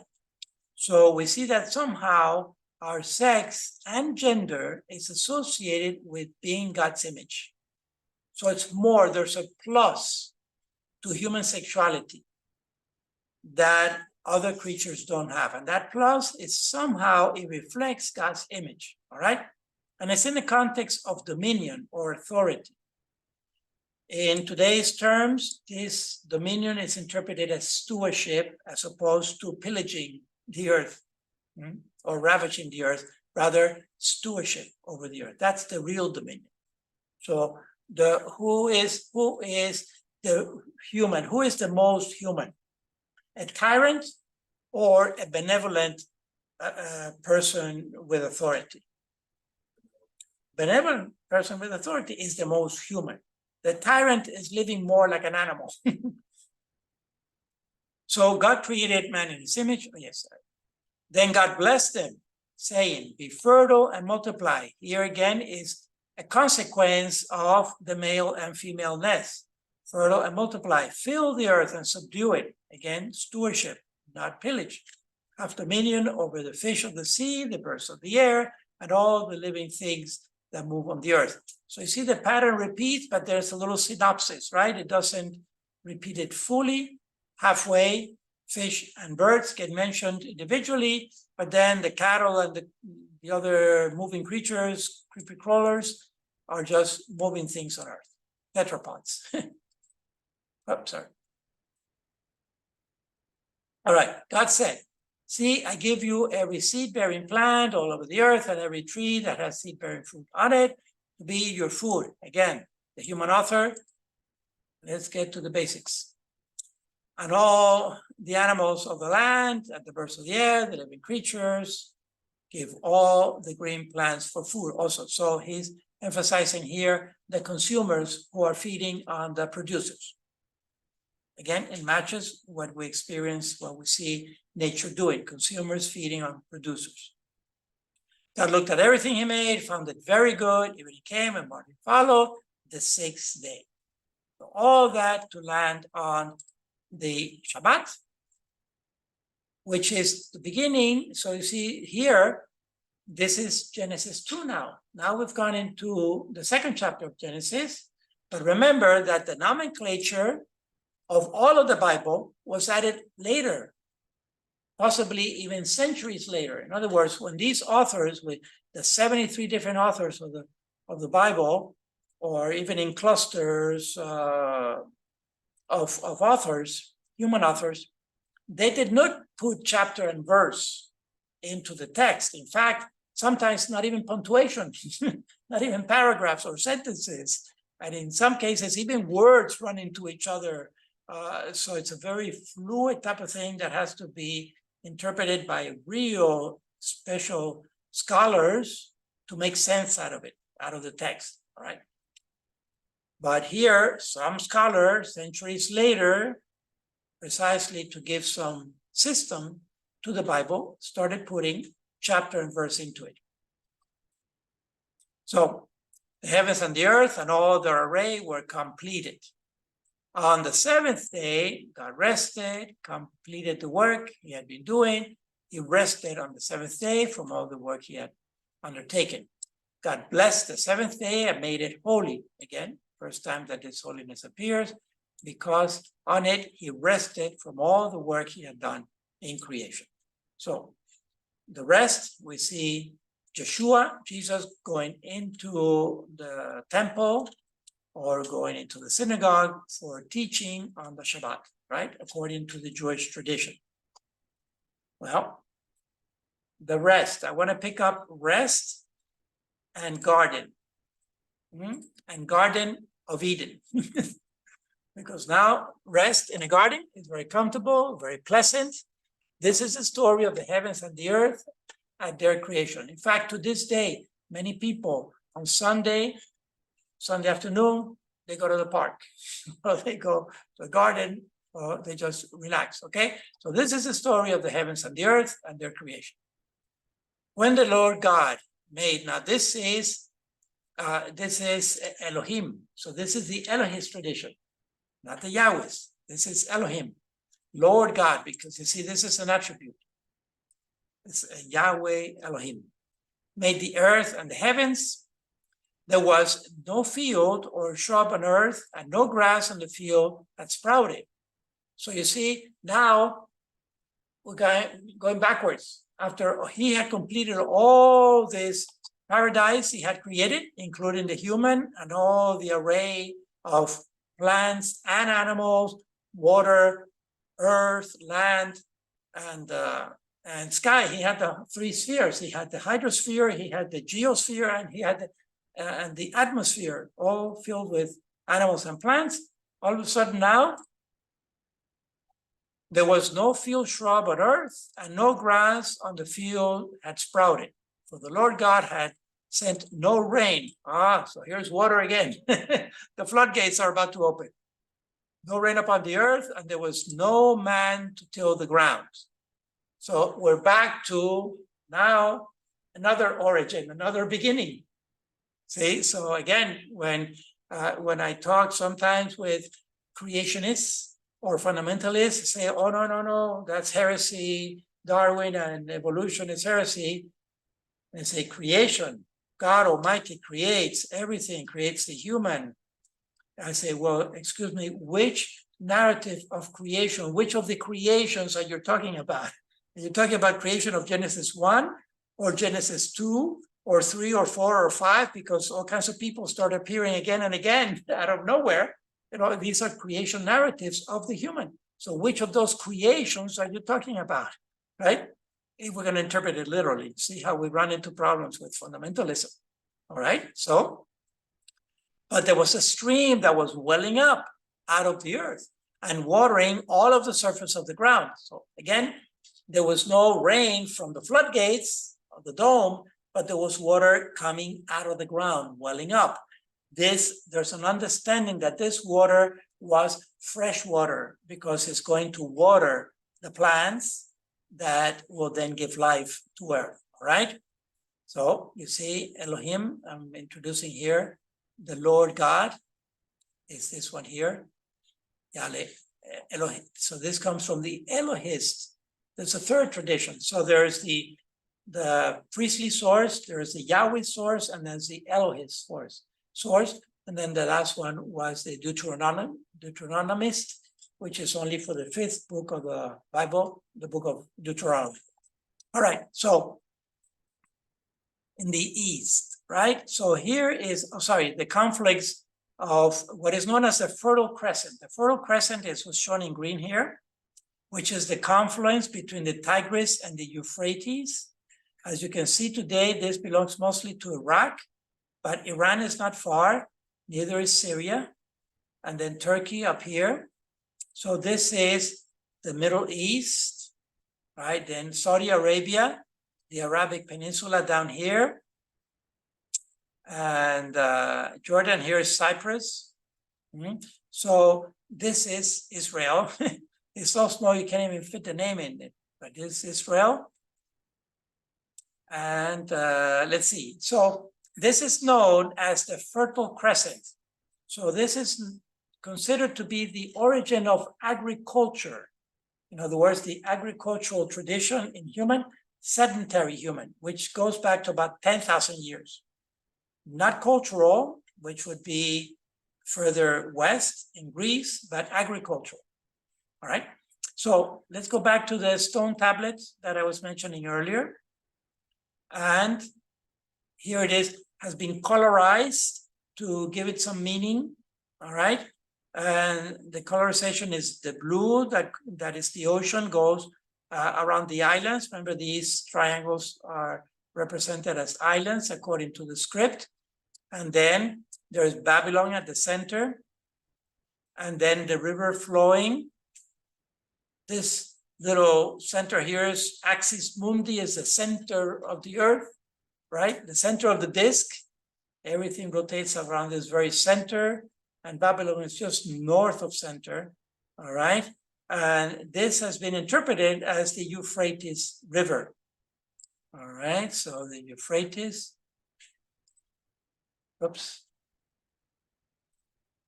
All right, here.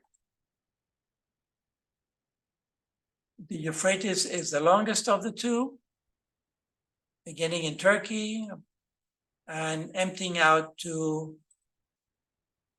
the Indian Ocean, really, down here. So let's look at that map. Oh, sorry. I need to pick up one thing before. I should actually have inverted these slides. There we go. All right, so here's a Fertile Crescent in the Middle East. All right. Arabic Peninsula, Sinai Peninsula, and Africa. And here's the Horn of Africa, Lake Victoria, and the Great Rift Valley, where this is a wealth of fossil record here for the human. And so here's Eastern Africa, Middle East, and Eastern Africa. But the reference to the east is what I want to point out. The Garden of Eden to the east, okay, could be interpreted either as the Middle East or the African East. Both were lush tropical gardens back then. However, I want to pick up, here. So the next verse, then God formed, the Lord God, Yahweh, Elohim, formed the man out of the dust of the ground and blew into his nostrils the breath of life. And the man became a living being. So the Lord God, man of the dust of the ground, he made, would be the next line. Okay. Now, remember how I told you that man comes from Adam, and it's actually Ha-Adam, and dust or ground, soil, dirt is Ha-Adamah. It's a play on word, Ha-Adam, Ha-Adamah. So God makes the human, the man, from the earth. Now, the Miller-Urey experiment that we talked about earlier, combining, or not combining, but replicating the primitive atmosphere. And it's just very quickly bring forward all the way to the front. There, thank you. Okay, so they replicated the primitive atmosphere in here: water vapor, methane, ammonia, hydrogen, and zapped it with a spark to imitate a lightning. So a discharge of electrical energy, strong, thousands of volts, hundreds of thousands of volts, and let the system run through a cooling mechanism, collect the condensed substance. On this side, there is water that is boiling to generate steam. Okay. And what do they collect after some time? They collect amino acids, organic compounds. The 20 amino acids that occur in nature have been collected. This Miller-Urey experiment has been repeated many, many times with variations on the primitive atmosphere. What was missing here on the original one was actually CO2, which was considered, it was an oversight because if there was volcanic activity going on, certainly there was a lot of CO2 being spilled into the atmosphere. So they have modified it and added some CO2 in here, small amount, but real. And so again, they get these organic compounds, the amino acids, which you know are the building blocks of proteins. Proteins are the workhorse of the cell. They are essentially the ones that do the work. In other words, metabolism, anabolism, and catabolism. Enzymes are proteins, etc. So either structurally or functionally, they're very closely associated with organic life, as we know it today. All right. So it's perhaps an indirect reference to a non-scientific society about Ha-Adam coming from Ha-Adamah, from the ground, from the soil, for inorganic compounds. Of course, we'd have to go through the stage of the protocell here, and actually those 7 stages that I mentioned back at the beginning of the course with a little handout on the origin of life as a whole. So this could be a reference, could be possibly a reference to the beginning of life as a whole on Earth. And then you have the bookends, no? The beginning of life as a whole with, let's say, the precursors of the cyanobacteria, all the way to the culmination of creation, which is, of course, the human, God's image. So here I'm going to transition into philosophical and theological language, because somehow we need, what can we use to try to determine who was the first human beyond sapiens, all right, going back in the fossil record, like, for example, Neanderthal, or habilis, or Faber, or Rudolfensis, or even the one that was discovered in the island of Floricensis, that's another one, the midget human. Did they have soul? It's my question, okay? So here we're deep into chapter 2. The man and his wife were both naked and they felt no shame. All right, so I'm picking up on that little verse to an indirect reference, at least to the conscience.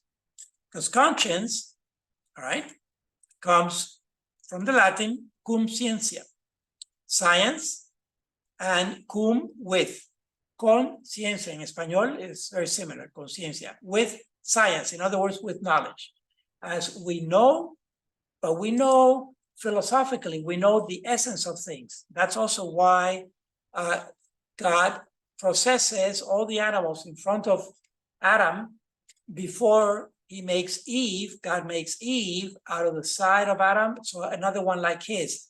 That rib narrative is just so that Adam can say, finally, aha, finally, this one is bone of my bone and flesh of my flesh. In other words, recognizes Eve as another self.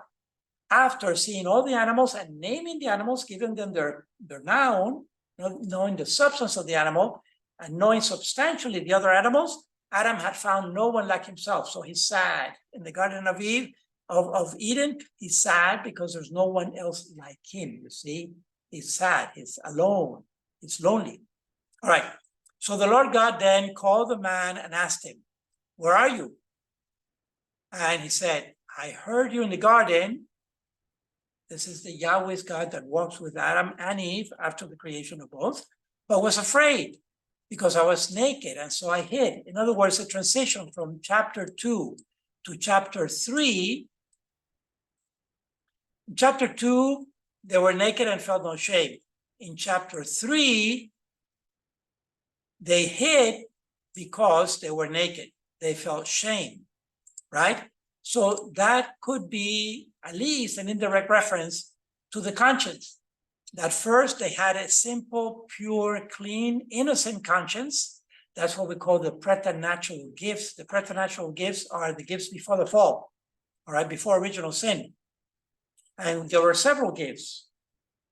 There was the gift of immortality, there was the gift of innocence, the gift of purity, and the gift of justice also. There were no wars in Adam and Eve. They got along fine. Okay, but then they fell. In other words, original sin. And the fall can be interpreted as a disobedience, right? Because God had made all the plants and had put the one tree they couldn't eat from, the one fruit they couldn't eat. Of course, was the most appealing fruit, the most delicious, gorgeous fruit to look at, because that's human nature. We always want what is forbidden, right?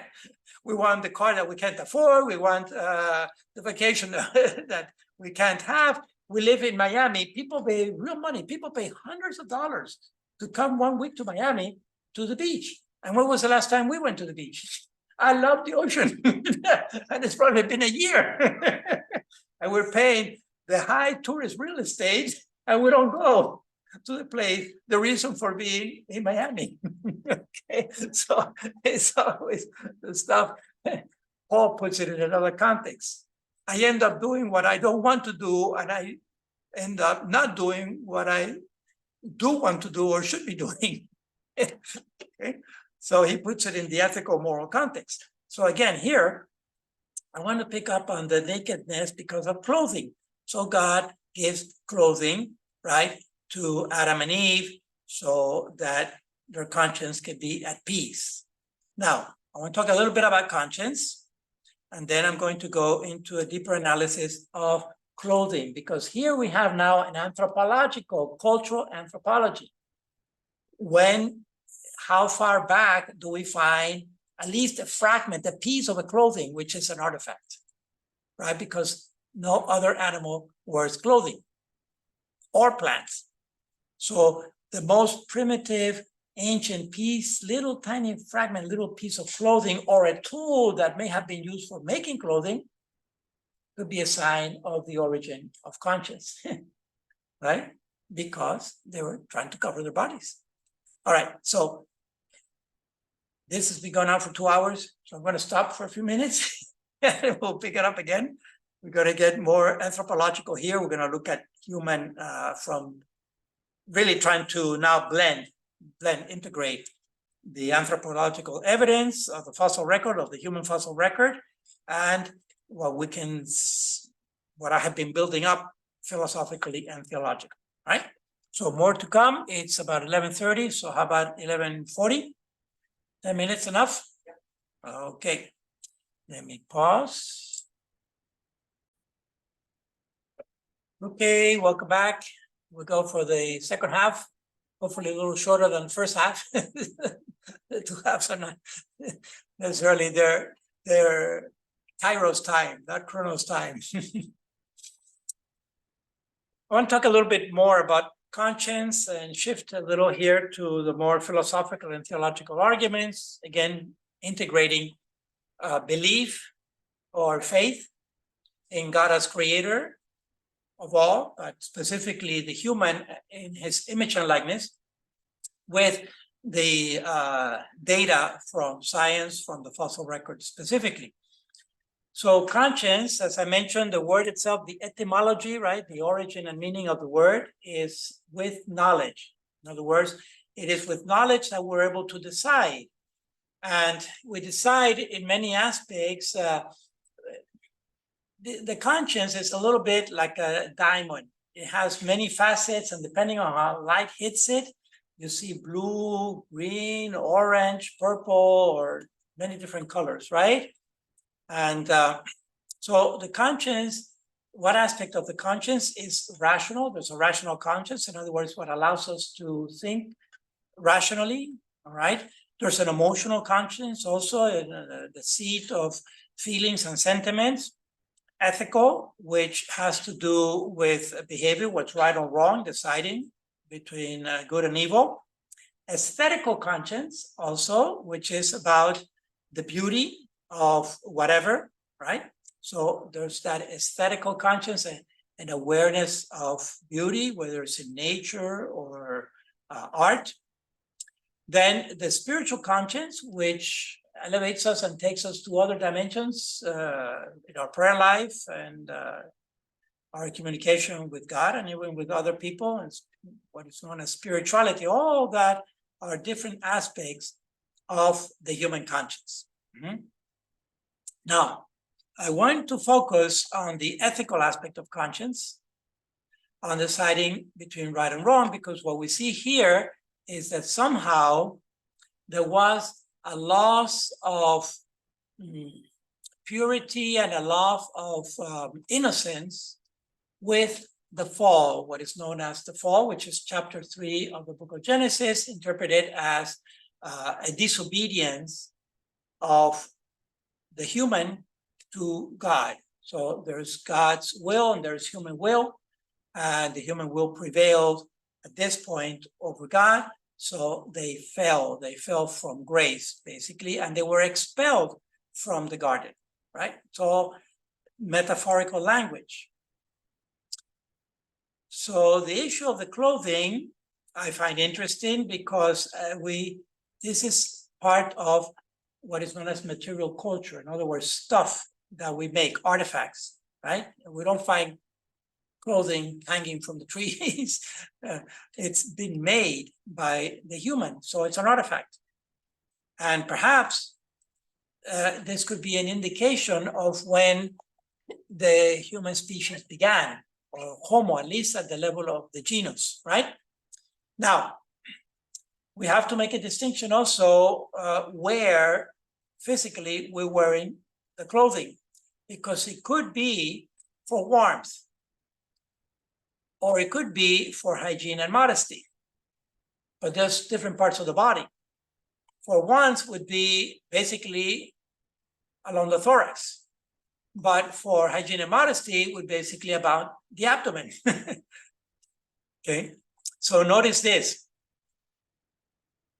Clothing for warmth, the thorax, what's the purpose? Again, I always tell my students, think functionally, because we don't see functions, we see structures, right? But think functionally.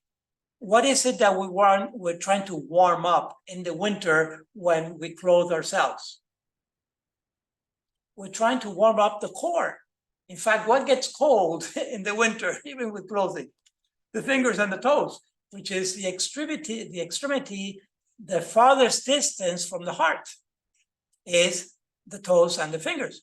So the core is what we're trying to maintain warm, which is precisely the heart and the lungs. Because again, think of the differential, the temperature differential, things that we take for granted but are so obvious.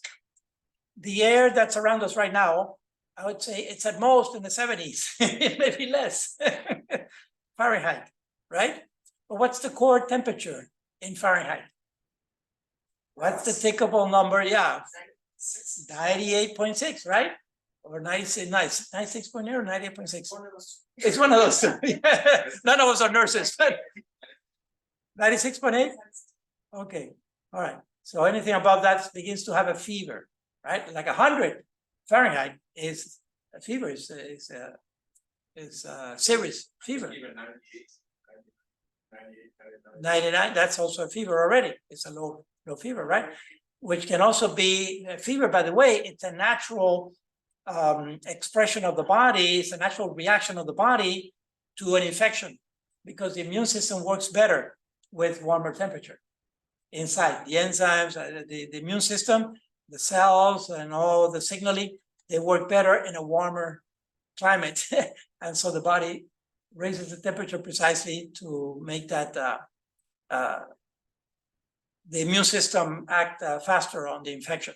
But anyway, the core is in the 90s, the air around us is in the 70s, that's 20-degree differential, 20 Fahrenheit, which it's kind of roughly about 10 in centigrade, you know?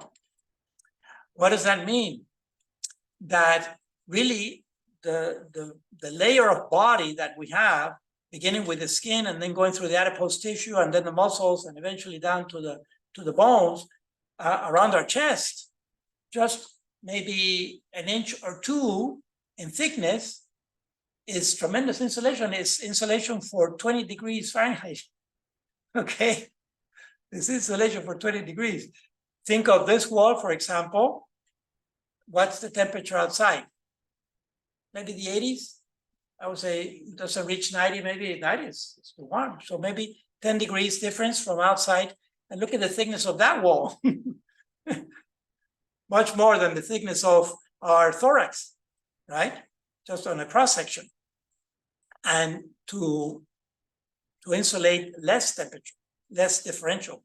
Anyway, what I'm trying to say is that definitely the clothing for warmth would be wrapped around the thorax, the trunk, the upper body. But clothing around the hips is definitely not for warmth, it's rather for modesty and for hygiene, which are ethical things. All right. So this presupposes a conscience more than a warmth clothing may be instinctive. All right. In other words, the human brain of whatever Homo we're looking at may have developed enough insight. There were other tools, right? He's holding a spear. He had other tools. They had to harness fire already and so forth.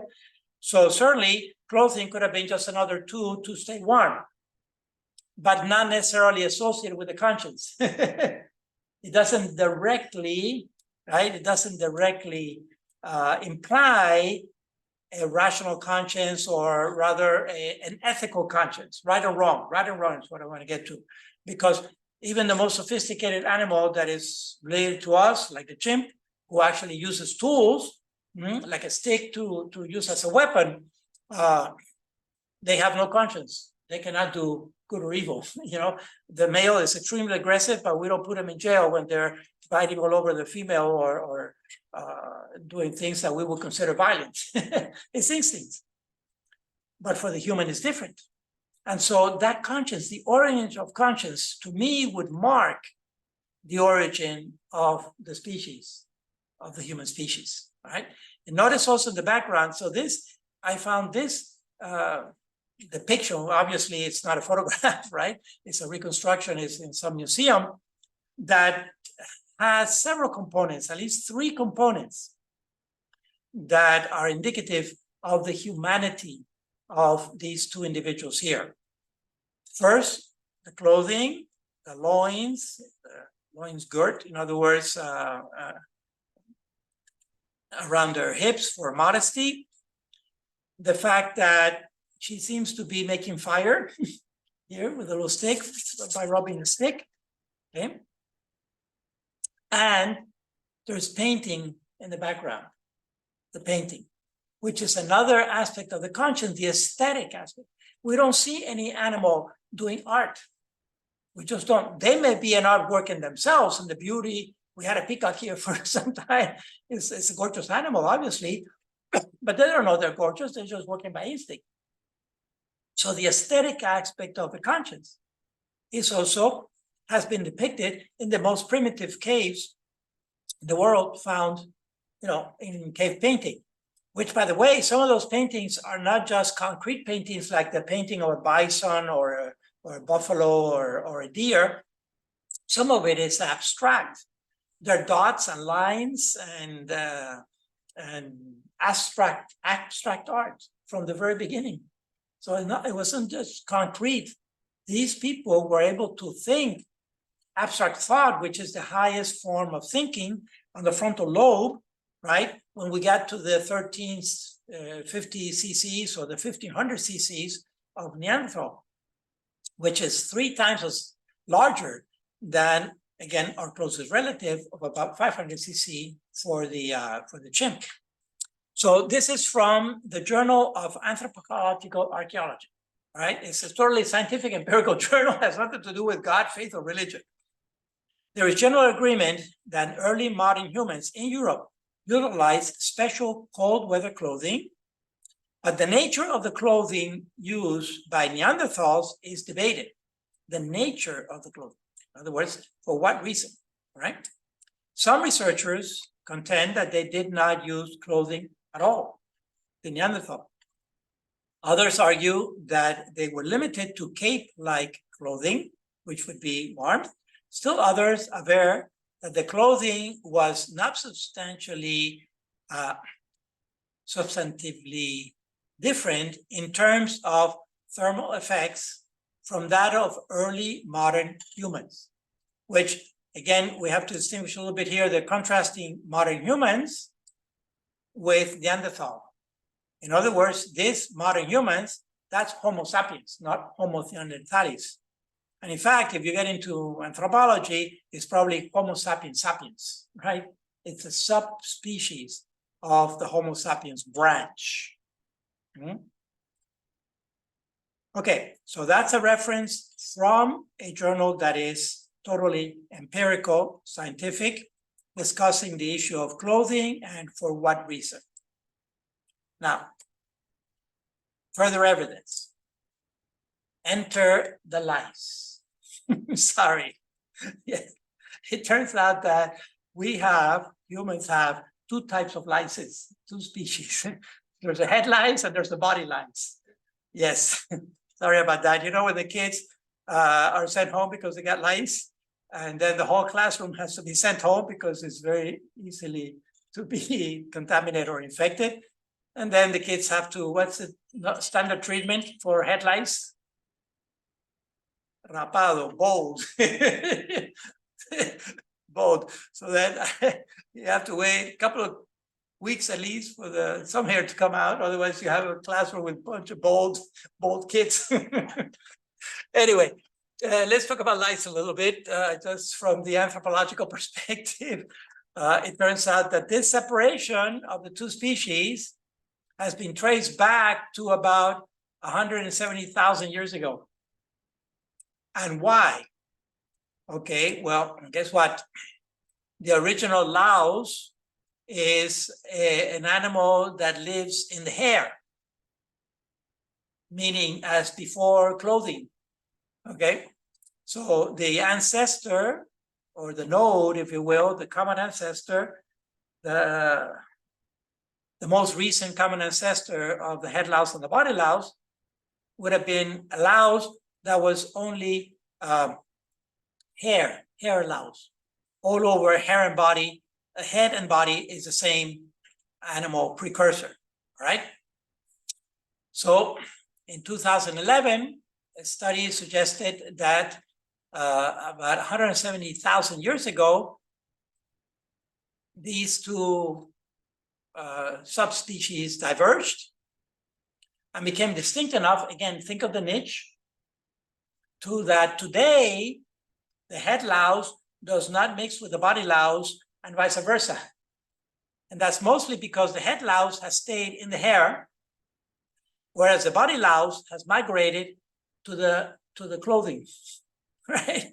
Because there's much less hair in the rest of the body from the neck down, but clothing has plenty of fiber in which to hide and live and so forth. So they really just need, the body lice just need the body for chewing up some food, but they basically live mostly on the clothing. And that's why when people wash their clothing, we tend to have less body lice, and people who don't wash their clothing, as in primitive cultures or areas of low hygiene, as we can think, many parts of the world sadly live in low hygiene, they have much more body lice, but the head and the body lice don't mix, they're separate species. Remember the biological definition of species by Meyer, which, by the way, I need to rescue Meyer back, unless you want to buy it, or if you don't need it, I need it back, okay, for the next cohort. So the idea is that once we started wearing clothes, some lice started living in them and developed into a separate species. Okay, so once we started wearing clothing. Now, what evidence do we have about the making of clothing? Because that's another artifact that is left behind. If we find a needle, then there must be someone that is sewing with the needle, all right? So in 2013, a team, scientists at Leiden University in the Netherlands, were the first to discover, or they found that in the Netherlands, there was a bone found that is considered to have been essentially a comb, all right? Or was used actually for teasing the, for combing the hair of the fur. And why would you comb fur? Probably to wear it. So the fur, the clothing that was made by fur was, this fellow here was actually wearing two types of fur, or wearing the fur in two different ways. Of course, the outer fur, we see that it's facing out. But next to his body, there's another fur that is facing in. So that the hair of the fur is going to face into his body, into his skin. And that gives more warmth. Okay, so the fur that is worn next to the skin, the actual hair is facing inward toward the skin to generate more warmth. And then the skin part of the fur, or the flesh part of the fur, is facing out, which can be covered by another fur facing out, and it's a double layer. That would give the maximum warmth possible. They just figured out that by trial and error. But it turns out that the inside, that fur, would feel kind of sticky, or who knows what they felt, or maybe there were bugs in it, I don't know, or spores or anything. But they have found these tools that are called lissor, and these lissors are like primitive combs. First they were bone, like this one here, and then similar were found in Europe, made out of stone itself, okay? And so these lissor tools, or lissoir in French, are considered to have been used by Neanderthals for combing the fur that they would use for clothing. And so again, it's another reference to the clothing, and these lissoir tools date back to 40 to 60,000 years ago. So kind of, it's in the order of magnitudes, in the 10th of thousands, one order, the next order will be hundreds of thousands, but that's the range there, the two orders of magnitude, 10th of thousands to hundreds of thousands, okay? That's the margin, more or less.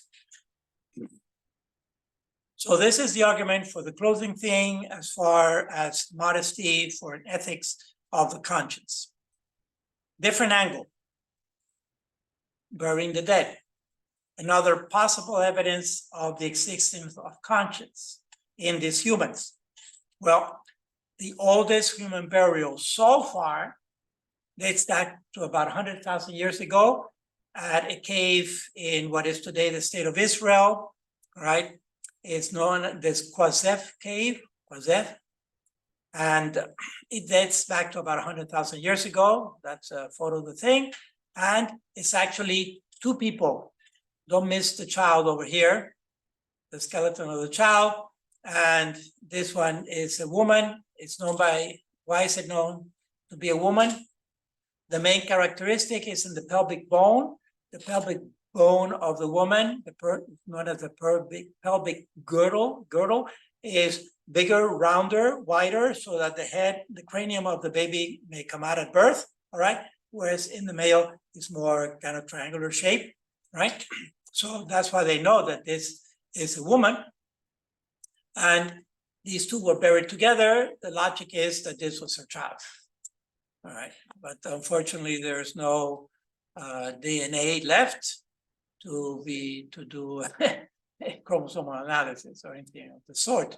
But definitely human skeleton. So this is Sapiens goes back to 100,000 years ago. However, in France, in a place called Chapelle-aux-Saints, they found what is believed to be a Neanderthal skeleton going back to 50,000 years ago. So less time, half the time, more recent than the human burial is the Neanderthal burial, which, by the way, included also artifacts like pottery and stuff like that for the journey, for the food of the journey and all that. So definitely stuff that is symbolic of a journey, of a transition into the afterlife. Here is the entrance of the cave in Chapelle-aux-Saints. How do they know this is Neanderthal?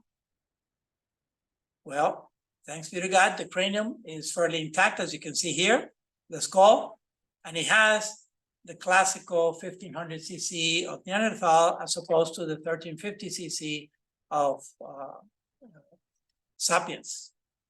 Okay, talk about the brain capacity, the volume of the skull. So here's at least one Neanderthal who was buried, which could also point to conscience of the Neanderthal. This has interesting consequences for who is in heaven or in eternal life anyway. So let's line them up. Starting with habilis and ending with Neanderthal here. The top photos are actually photos of the crania, right, that have been found in the fossil record. The bottom photos are obviously reconstructions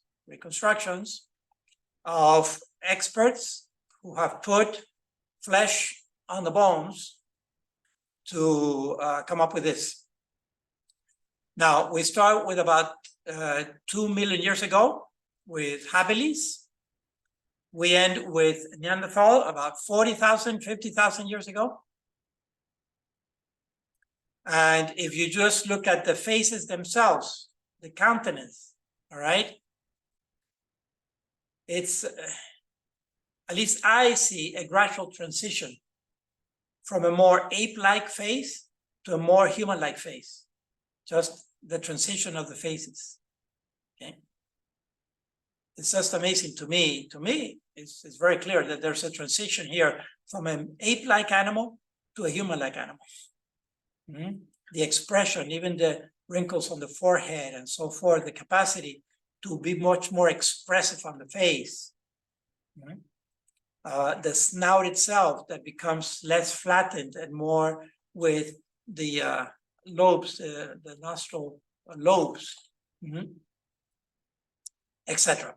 So we have a transition that we can frame, at least for the genus Homo, as far back as about 2 million years ago, and as recent as 40,000 years ago.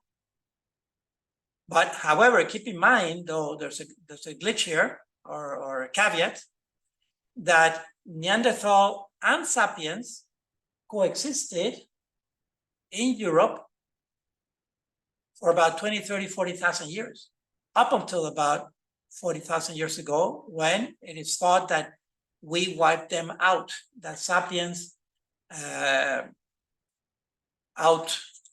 competed Neanderthal in Europe, because we see that they go extinct, whereas we don't. So it means that this date of 40,000 is really too recent. We have to step back a little bit to about Heidelbergensis, really, which is a town in Germany, what is today Germany. So this is also a European fossil. Okay. And that's, so the most recent date for Sapiens is about 200,000 years ago. Therefore, the range of when Sapiens emerged could be anywhere from 2 million to 200,000. But unlikely this far back, unless we're willing to say that Sapiens coexisted with all these other species and either just didn't live in the same geography or systematically wiped them out. But we just don't have a fossil record of sapiens, at least a skull that goes back that far. Okay. All right, now there's one last detail to cover here with regards to the integrating of the scientific data with belief, or what our faith is telling us about the creation of the human species. And for that one, we're going to use genetics.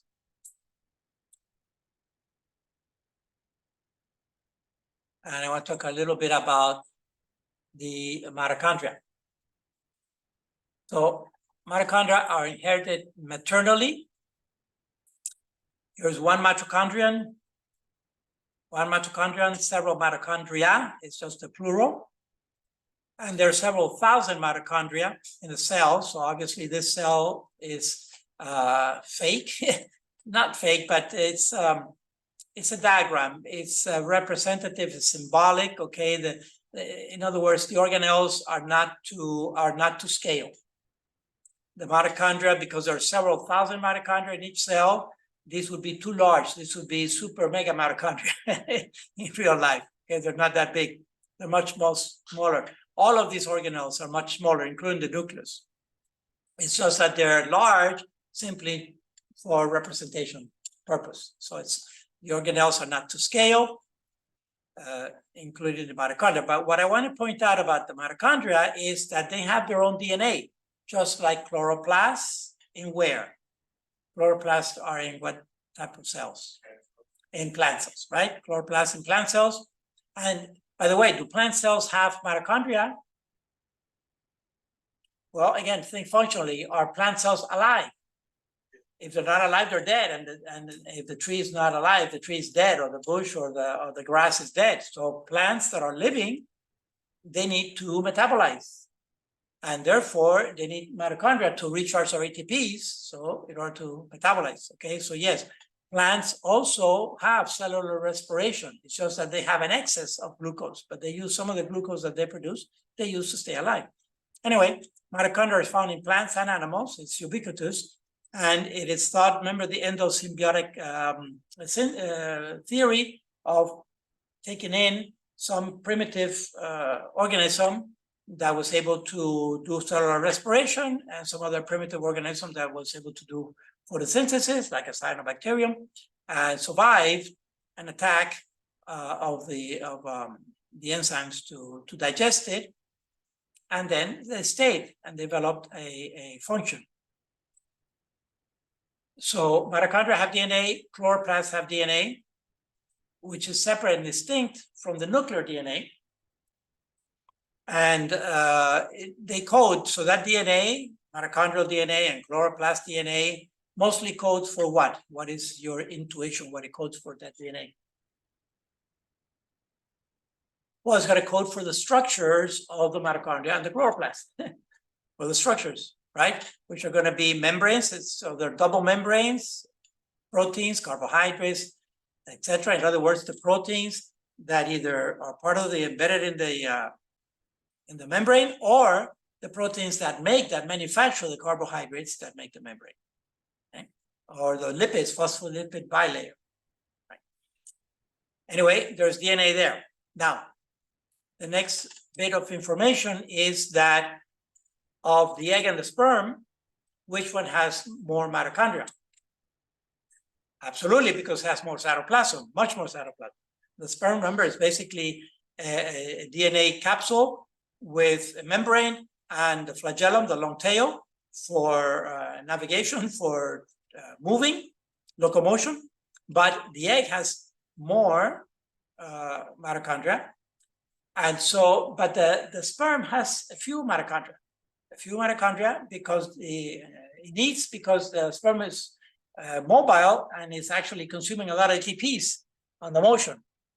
But you know, in fertilization, the egg is poured into the sperm is poured into the egg, and some of the mitochondria actually go in. Some of the male mitochondria go into the egg, but then there's a second action, which is the enzymes of the egg attack that mitochondria because they're considered foreign objects. So there is kind of a, if you will, a parallel immune reaction occurring within the cell of the egg, of the ovum, that occurs also when we have a foreign object in our body, like bacteria or an infection.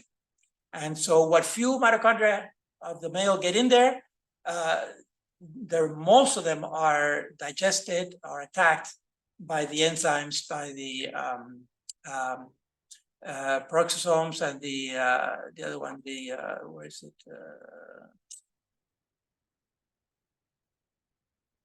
Lysosomes. The lysosomes, they have enzymes inside that are the catabolic enzymes. They lyse other objects that don't belong in there. Anyway, the point is that the zygote, which is the result of the fertilization, right, consistent with other mammals and other species that reproduce sexually. The cytoplasm of that zygote is mostly maternal mitochondria. And so the mitochondria are inherited maternally. And we can do, and has been done, DNA analysis, sequencing, mitochondrial DNA sequencing. And we can trace that DNA through our mothers because it's inherited, again, through the ovum. So it's inherited maternally. It's a strictly maternal line. And we can go back. So what scientists have done is they have sampled women throughout the whole world and do the percentage homology, and it points out to a common female mother of all. And this, by the way, this is done on women and men, right? Because we all have mitochondria. Then the equivalent is done. So what do we do on the men? What can we find on the male line that we can trace back phylogenetically to the possibility of a common man for all humanity? The Y chromosome. The Y chromosome, okay, which is inherited paternally. But this one can only be done on men because we're the only ones who have the Y chromosome. However, there's enough billions of men throughout the earth, like about 50% of the population, which is about 4 billion, so that phylogenetics can also be done. And it also points to a common man ancestor on the Y chromosome. And these have been known, these have been labeled, maybe with a little tongue in cheek, as mitochondrial Eve and Y chromosomal Adam. So the reference is simply to a common male and female from which all humanity developed, right?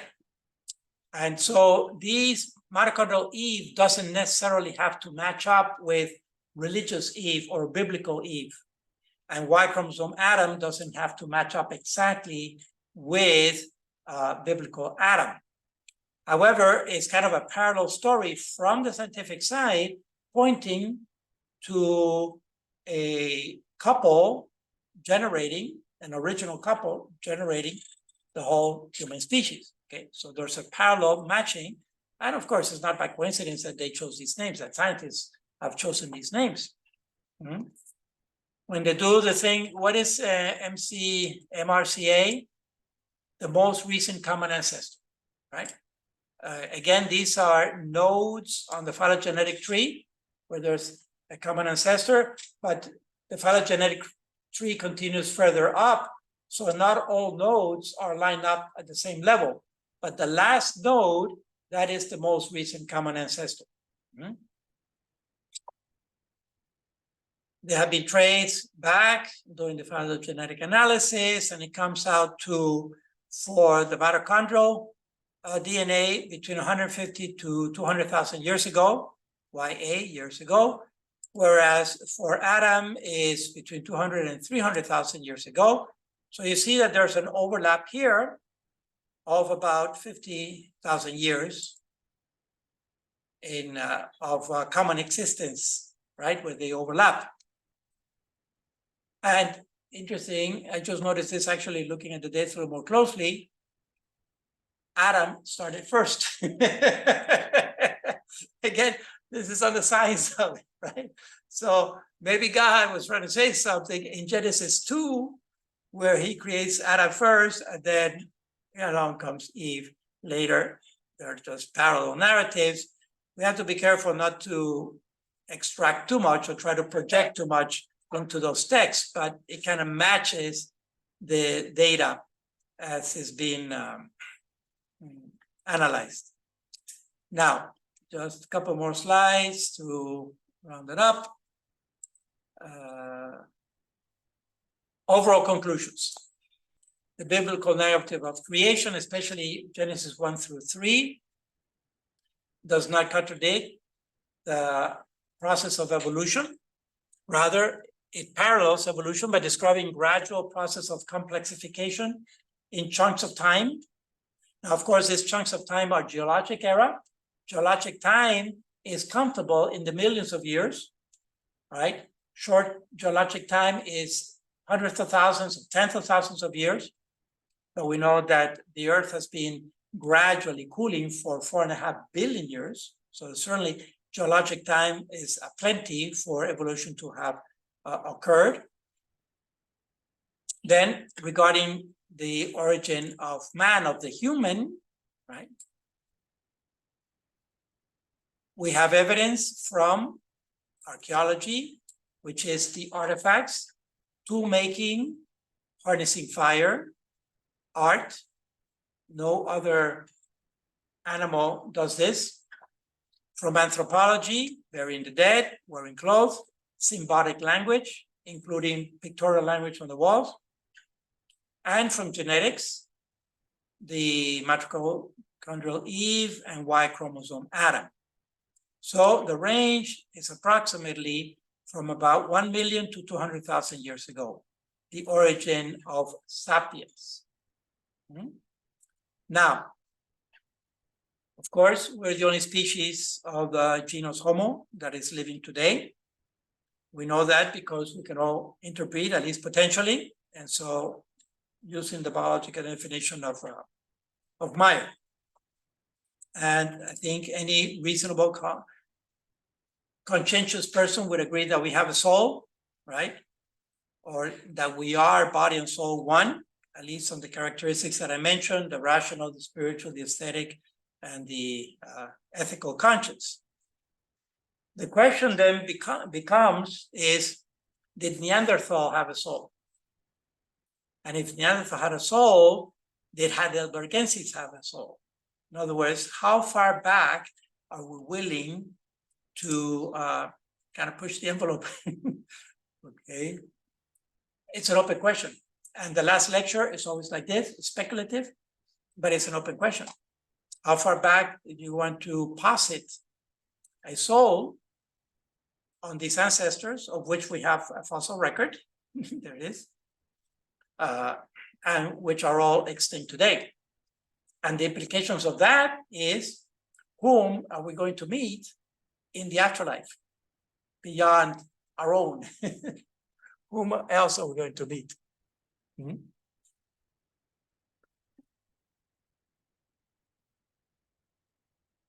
Right?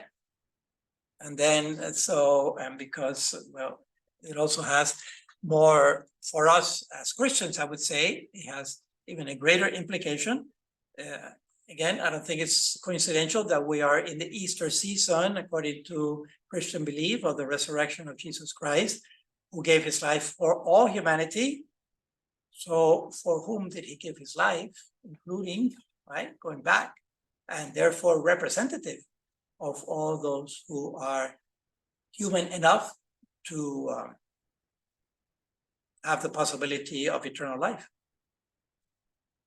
Okay, so that's an open question. This is the origin of the human species as a whole, right? The phylogenetics.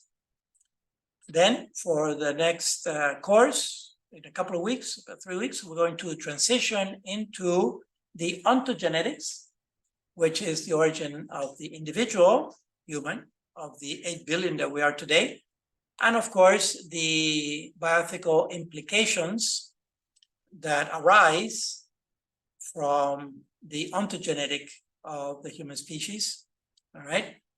On this one, the main purpose of this course was to precisely integrate science and faith, so that far from having to reject, as a scientist, having to reject religion, or as a religious person or believer having to reject science. Far from that simplistic and antagonistic model, what I'm proposing is actually a collaborative model that makes much more sense, is true both, and is faithful both to the scientific data of the fossil record and everything else, and also true and respectful of belief, at least from the Judeo-Christian perspective, as it's described in the Bible and sacred scripture. Okay, that's it, folks. Actually, there's 2 minutes before noon or 12:30. I don't know if people have any questions or comments overall or details. How far are you willing to take it? the human soul. Neanderthal, Heidelbergensis.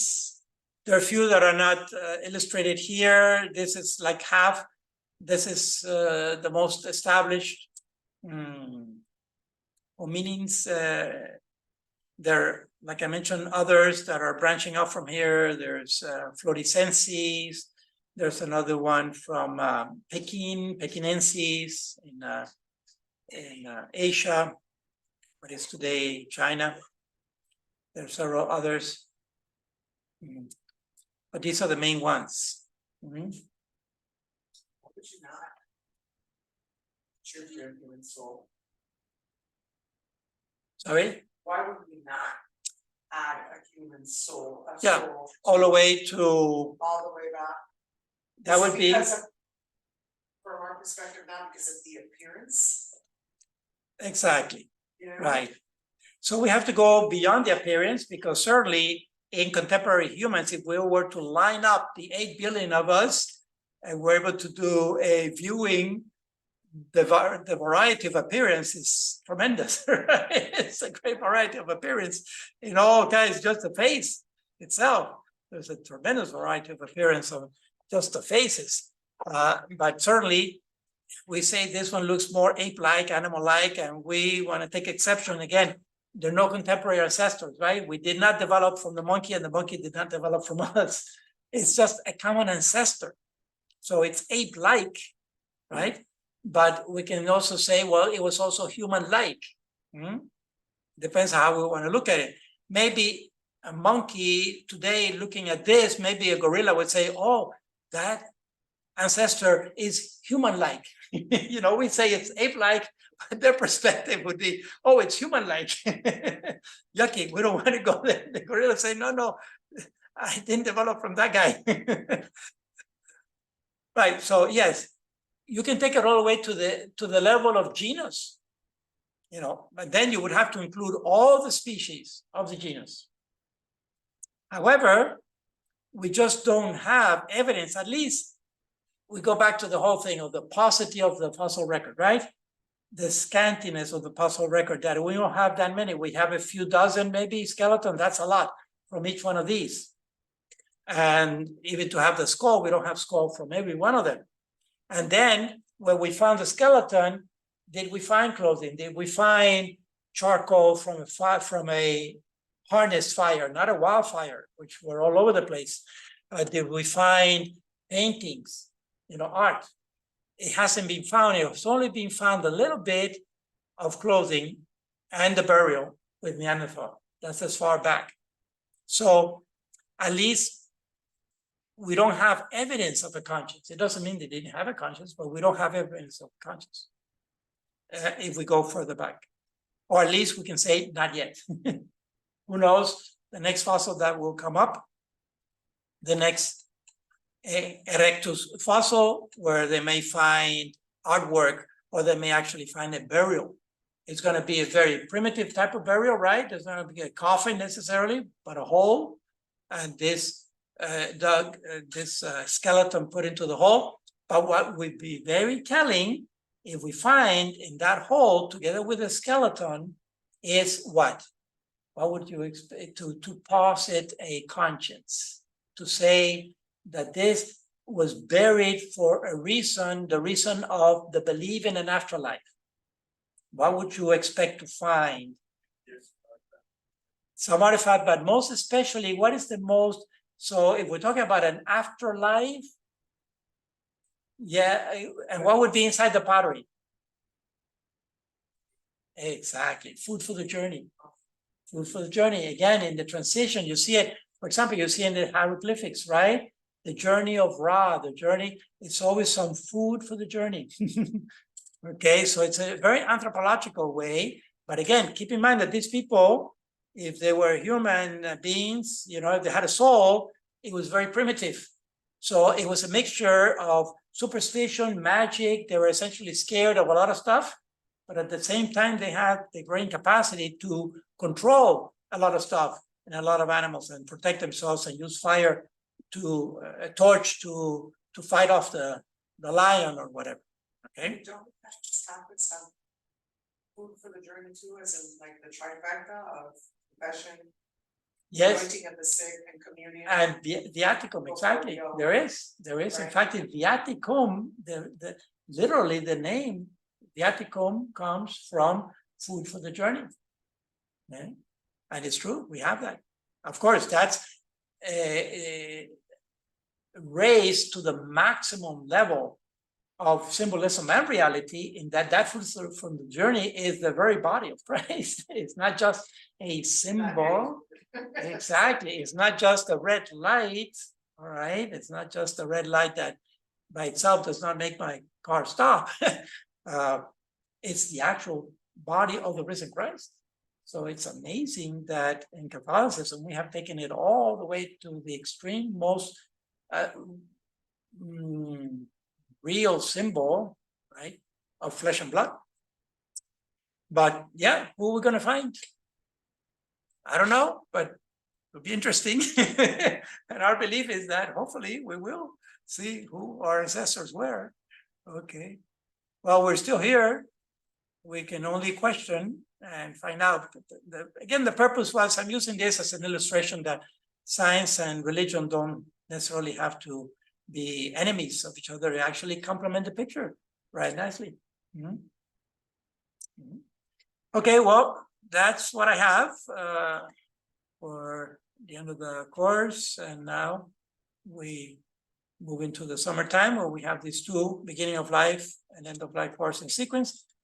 And then next fall, next fall, depending on how many more students come into the cohort, because some of you have already done the environmental course, but you haven't done the environmental course yet. So probably I'll do that again in the fall. And you'd be taking then the healthcare course, which none of you have taken yet. So you probably take that one together. All right. All right. Well, thank you once again. And here we're going to close it now. If there are no further questions or comments, and we'll pick it up in a couple of weeks with a new course.